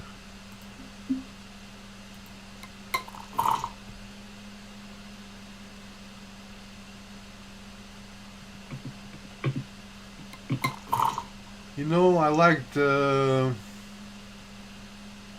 16 to the 11. Oh, okay. Just put, to keep more pressure on me. Here I'm gonna pick my blood here. Fantastic roll for you.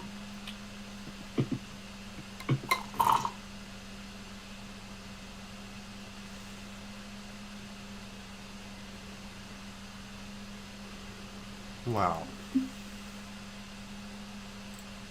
So you're 6. Octo has to bring 2 down or 2 in or hit and cover.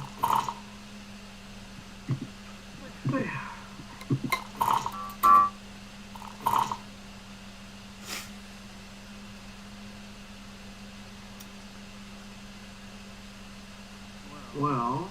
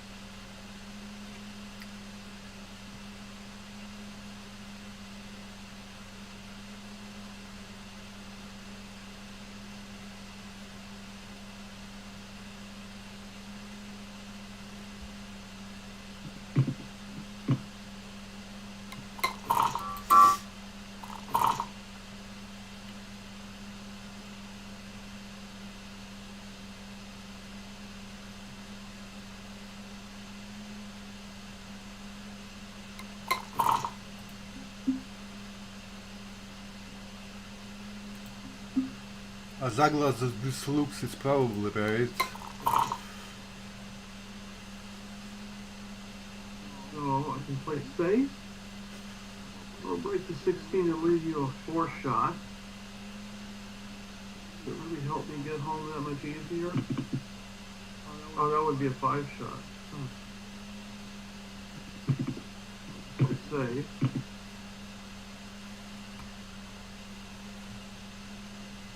Alright. I mean, you got a 3-point board with a piece out of play and gap on the 5 and the 4, so Yeah. it's a great roll. How to play it. Either make the 11, which might be hard to clear, or play safe. Huh.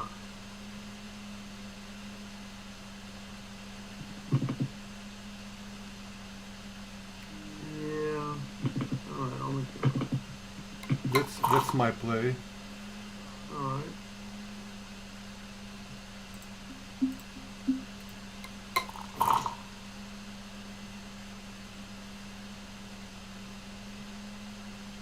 It's also tempting to break the 11. You hit. Okay, I'm gonna do it.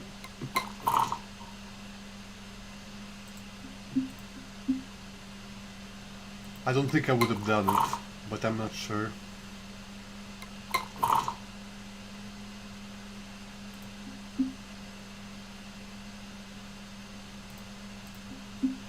Yeah.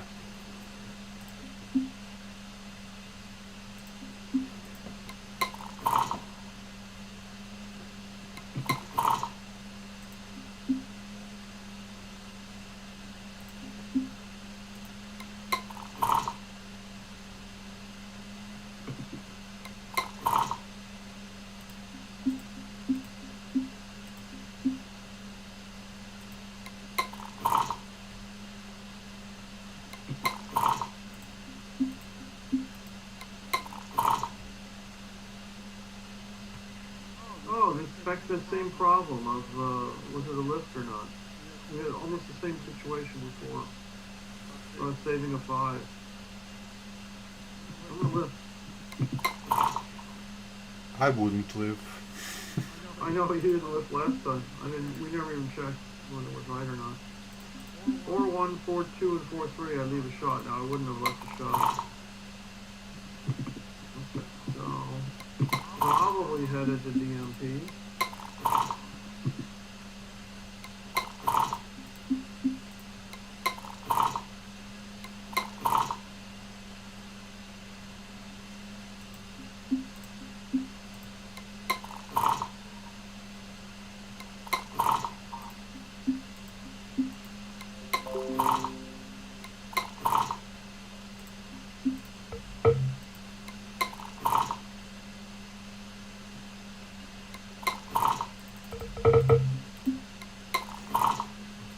Okay.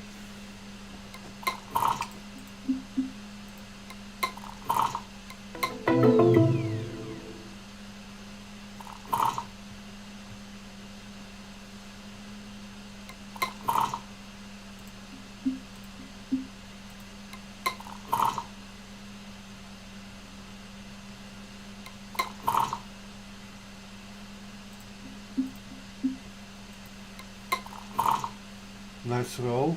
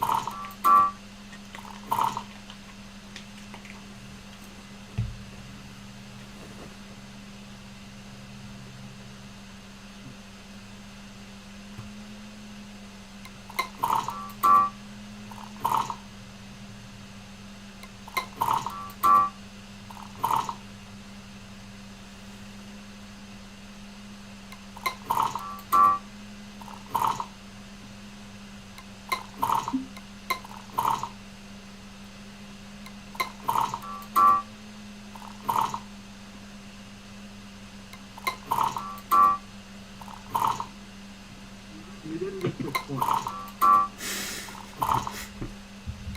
You played very well.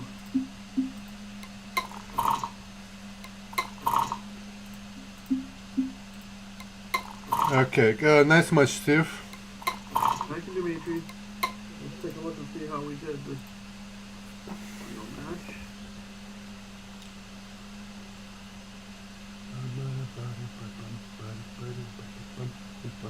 Oh, you Oh, got I'm a superhuman. you got me. Today's up. Okay. So I'm gonna do the same thing. I'm gonna download the match and then come back in a couple of minutes. Sure.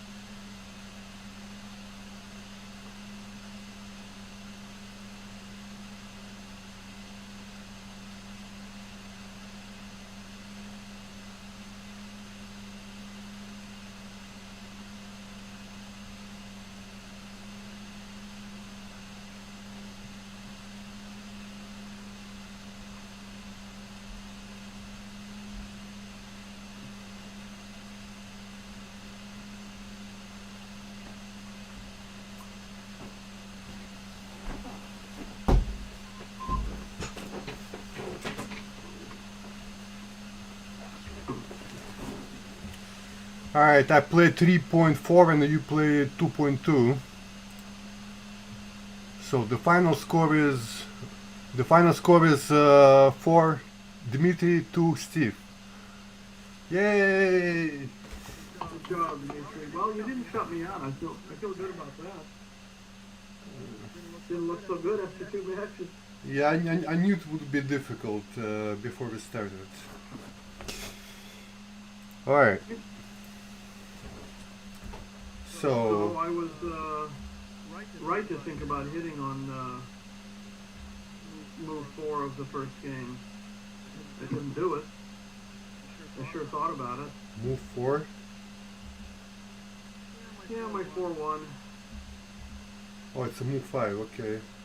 I split and brought a builder down. I thought maybe I'm duplicating some of the numbers like 6-3 and 4-3 to some extent. But I give you, I mean, I by felt, hitting, I yeah. stay out 25% of the time. I felt like hitting is right, but I wasn't sure either. Yeah, it's not like you have too much opportunity to improve your position when they don't put you on the bar. And even if you hit me, it's not like you're hitting. Well, it depends on what you hit with, but you're kind of stuck back there still. Well, all this roll like 2, 1, 1, 1, 3, 3, 3, 1, make a 5 point, and now the dancing. Yeah.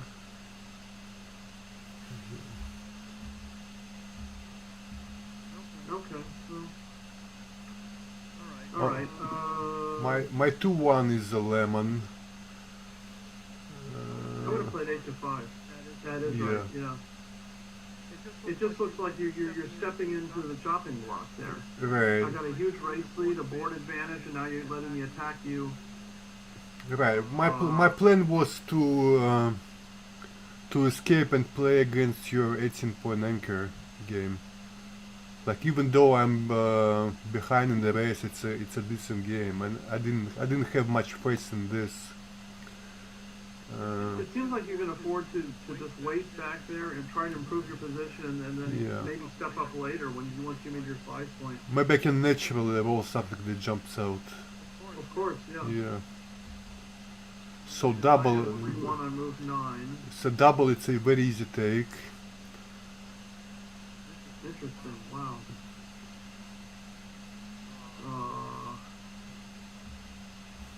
Well, I mean, after my play on the 2-1, I give you a super joker double 5. You come in and hit a second checker and cover. I mean, those add up. Plus, I give you more numbers just to hit me. But I was going for the blitz. I just thought if you enter with a weak 5, like 5-1, which you did actually roll, didn't you? Or where are we? Don't enter at all. It's just a perfect blitz. What roll are you looking at, Oh, Steve? I'm sorry. Move 9, my 3-1. Uh-huh. That's my style. I play the blitz is very aggressive, but Yeah, I think because you made ace point already, you don't need your bar point. Okay. I mean, it's not as good for blitzing. It's obviously wrong, since she says it's wrong, but it's not as good for blitzing. If you happen to make the 23 point, then it's just another point I gotta clear. Although I gotta clear the 8 point anyway, so unless I lift, which is wrong, I'm gonna have to clear one of those 2 points anyway.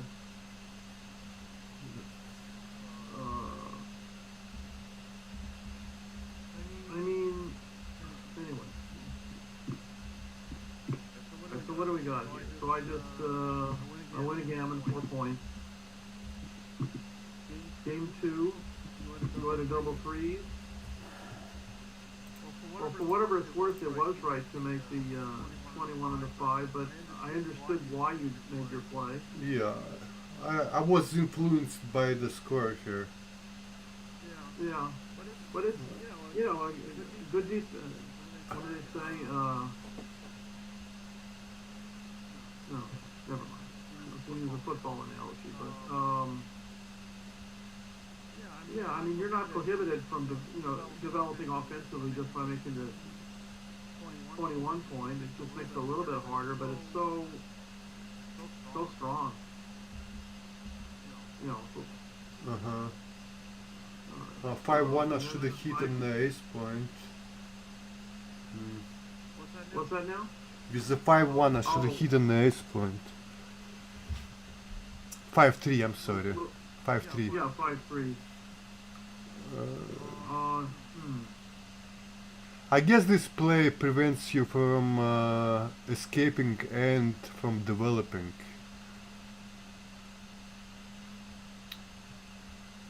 Well, it kind of seems like it's a score-based move. No. Actually, no, with the 138, it's going to probably be right at most scores. Yeah, and it's also right for the MP. It seems like judging by the win numbers. Right.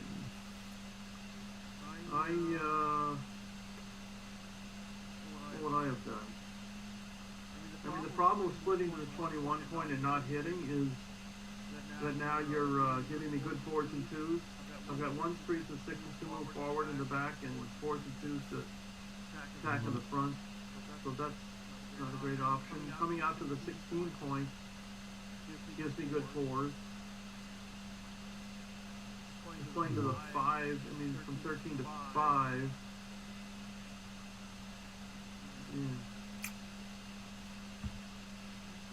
Pretty significantly right to attack there.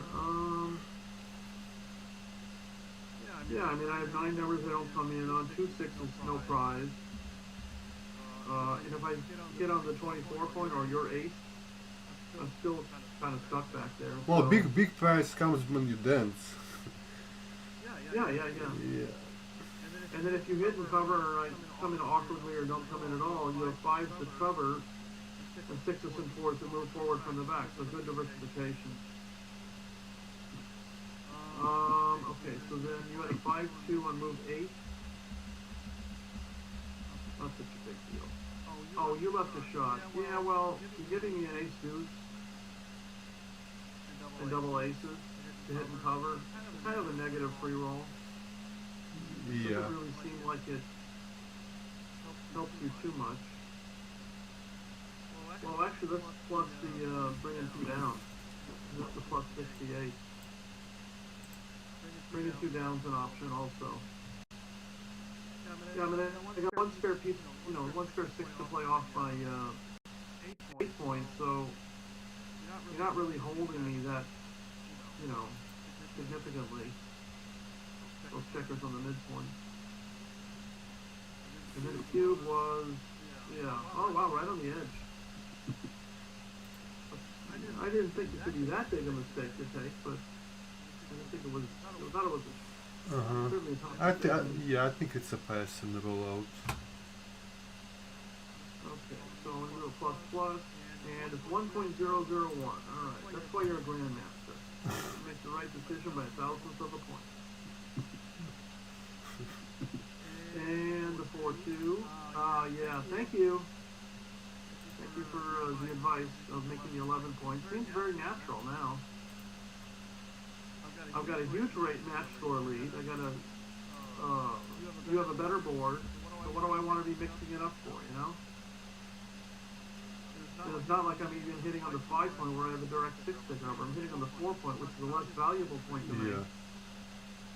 And fewer numbers to cover. So, but at least it's only a small error, but it was very obvious now that I looked at it. All right, so you gave a little bit on the early side. I did that when I was down in the match, on the previous match. Yeah, you can lose your market, certainly. If you hit in a fan, it's an easy market loss, but you only have 16 numbers to hit. And I've got a pretty low take point if I don't have that many gammon losses, which turns out I only have modest gammon losses of 13.6%. And then, on move 14, you had a 3-1. I actually would have made this play. I was thinking about it at the time. You're only leaving an extra 6-2. Right. Actually, the way you played it, you're still leaving the same number of turn shots, but not as you don't have as much coverage.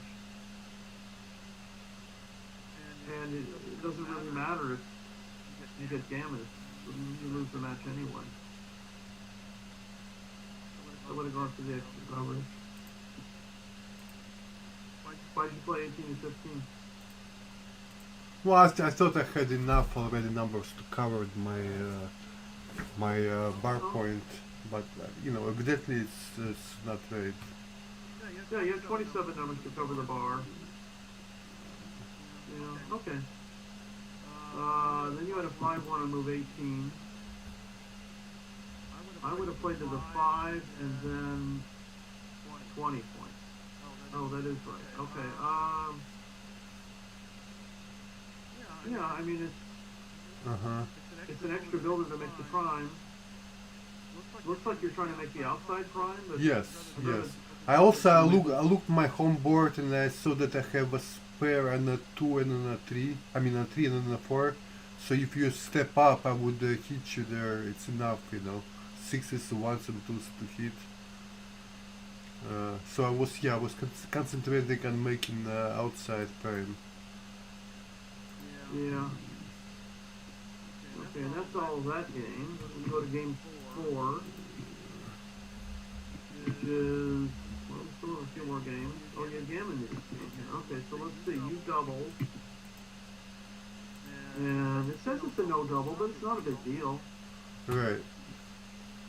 One of the things, though, that a lot of people don't think about is if you get the double that's a pretty, I mean, unless you're playing like Victor or somebody of that nature, play anybody less substantial, which is most of us, you can improve your position a little bit, or a lot, and then the opponent will still have a take, but they might make a mistake and drop. Very few people are going to make the mistake to drop here. So it's not like you're playing, you know, you have to play perfect PR. Yeah. And it's even a no double anyway. But, you know, it's okay. If you're playing the right opponent, you know, it'll be fine to double. I would have waited. So let's see what happens. Yeah, you just gammon. I mean, that doesn't look like there's any errors other than my rolling for that game. Now to game 5, Crawford game. So on gammon go. Perfect. Well, I definitely like making the bar point. Well, would it want me to bring 2 down? Yeah. Okay, I can see that. Well, 6-2. It actually gives me better attacking chances when I really need to attack. It gives you It better also takes your joker double 3s away. better gammon chances. You breaking contact. It's not you know, it's not a good idea to score. Yeah, I mean it's all around better for bringing 2 down. I shouldn't even worry about you hitting with the 6-2. So what? So, but it's a small mistake. You know, we try and minimize those if we can. All right. So on move 10, I have a 4-1. Oh, you said to bring to the 11. Thank you. All right. We should play double sometime. You know most of the moves. And your reason was better coverage. Just harass me more. Exactly, yeah. It's very difficult for you to move your pieces. Yeah, keeping the checker back on the 21 is, you know, that's kind of where you want to put some pieces possibly. The 4s don't play very well. Alright, so that was very intuitive. I win more gammons by making your play by 3%. That's awesome. Alright, so you're a level 5, so you're really in it here. And now I have a 3-2. Oh wow. I thought this was a tough move. 13-11. Oh, 7-4. That is not intuitive really at all. That's not the play as so. I mean, to break the bar, create a builder to make a builder to attack past the anchor, to make the ace. But 6-3 is blocked on the back side of the board, and 6-3 now makes the ace point. So, definitely would not have thought of that move. Every difficult move we have in this match here, we should just make a special quiz for Mochi. See if he would get them all right. He'll watch the video. Oh, he would just, Quiz Factory, get them all. Alright, so let's see. Now I got a 5-1. Ah, yeah, I really took the chance here. Not so bad. But do I win enough extra gammons? You should 0.5% more gammons, but I lose 2% more games, so it's not a good trade-off. I thought your play was reasonable because you connecting your points, your was it 15 point to your 9 point. So I thought it was reasonable, but it wasn't my choice. I would just play safe here. Alright, so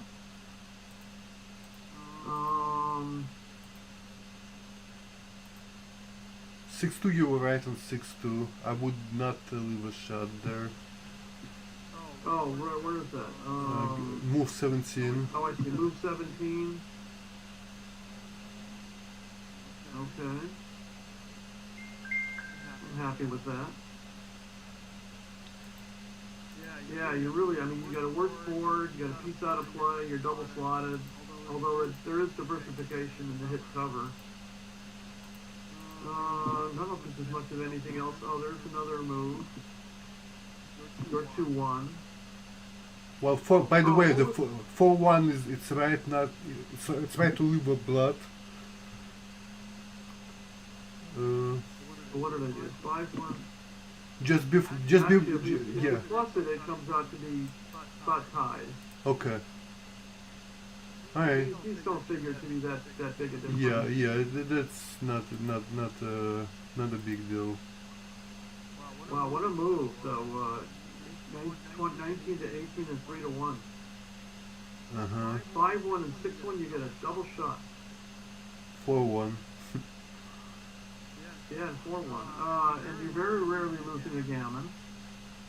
Yeah. Because you lose, 4% gammon? Instead of practically 0, but you're winning 5.5% extra games.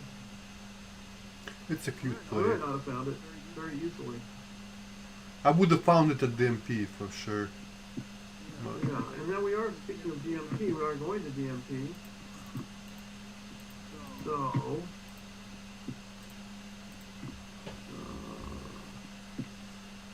let's just go through this whole game here. Alright, so I split, and you had the natural split duplicating 2s. There was 6-5, pretty obvious. You make the 4 points. Double 2s is very strong. Coming with the 5-2, doesn't matter too much what you do. 2-1's a nice passive blocking play. Double 8, you improve to a 5-point. 5-1 is a joker, you stay out. 5-1, I duplicate 3s. You come in. 4-3 naturally makes the bar. Stay out. Double 3s. Well, what did you think about the double 3s here? They're all kind of close. yeah. I think I like 13-7, 13-10, and 8-5. Yeah, that's 0.02 behind. Well, actually, just look at the match winning, game-winning chances. It's about 1% behind the best play, which is 13-10 twice and 4-1 twice. Well, that's not intuitive, but it seems reasonable, I suppose. Problem with my play is you get a very good chance to make an anchor. And once you do make the anchor, the reason you have a good chance to make an anchor is because I'm going to have a difficult time attacking. Because you already got a pretty strong board, so I am possibly setting myself up for some trouble. My play's not so bad, but you know, Alright, so then moving on to the next move, you come in with the piece, and again I switch, you know. You stay out, I leave the double 5, so for the extra builder, you come in with the piece, and I was wrong to hit loose. What am I supposed to do? 11-7, 11-6, duplicating 5s and 2s. Okay. I mean, I didn't have too much time left, so I didn't have that much time to stop and think about it. But that's only 3 numbers that hit instead of 11. It's actually 12. Alright, we're just about done here. Come in with the piece, 5-3 covers. Not much the rest of it. Yeah. Right. Anyway, so yeah, thank you for inviting me to do this, Dmitry. Yeah. Thank you for playing. Played We'll do it again one of these days. almost 4 hours. Anybody has feedback from the spectators, you can definitely email me. If Dmitry wants to give his email address, that's fine. My email address is backgammonplayer@msn.com. It's on the stream. It's on the And I'm stream. available for lessons. Dmitry, I imagine, is also available for lessons. But, Yeah, Steve, it's on the stream. It says, I'll give you email on the stream. Okay, very good. I didn't know Yeah. that. In any case, a wonderful way to spend Saturday afternoon, and I'm going to wish you all good afternoon, good evening, and thank you once again for inviting me. We'll see you next time. Alright, Steve, take care. Bye, everybody.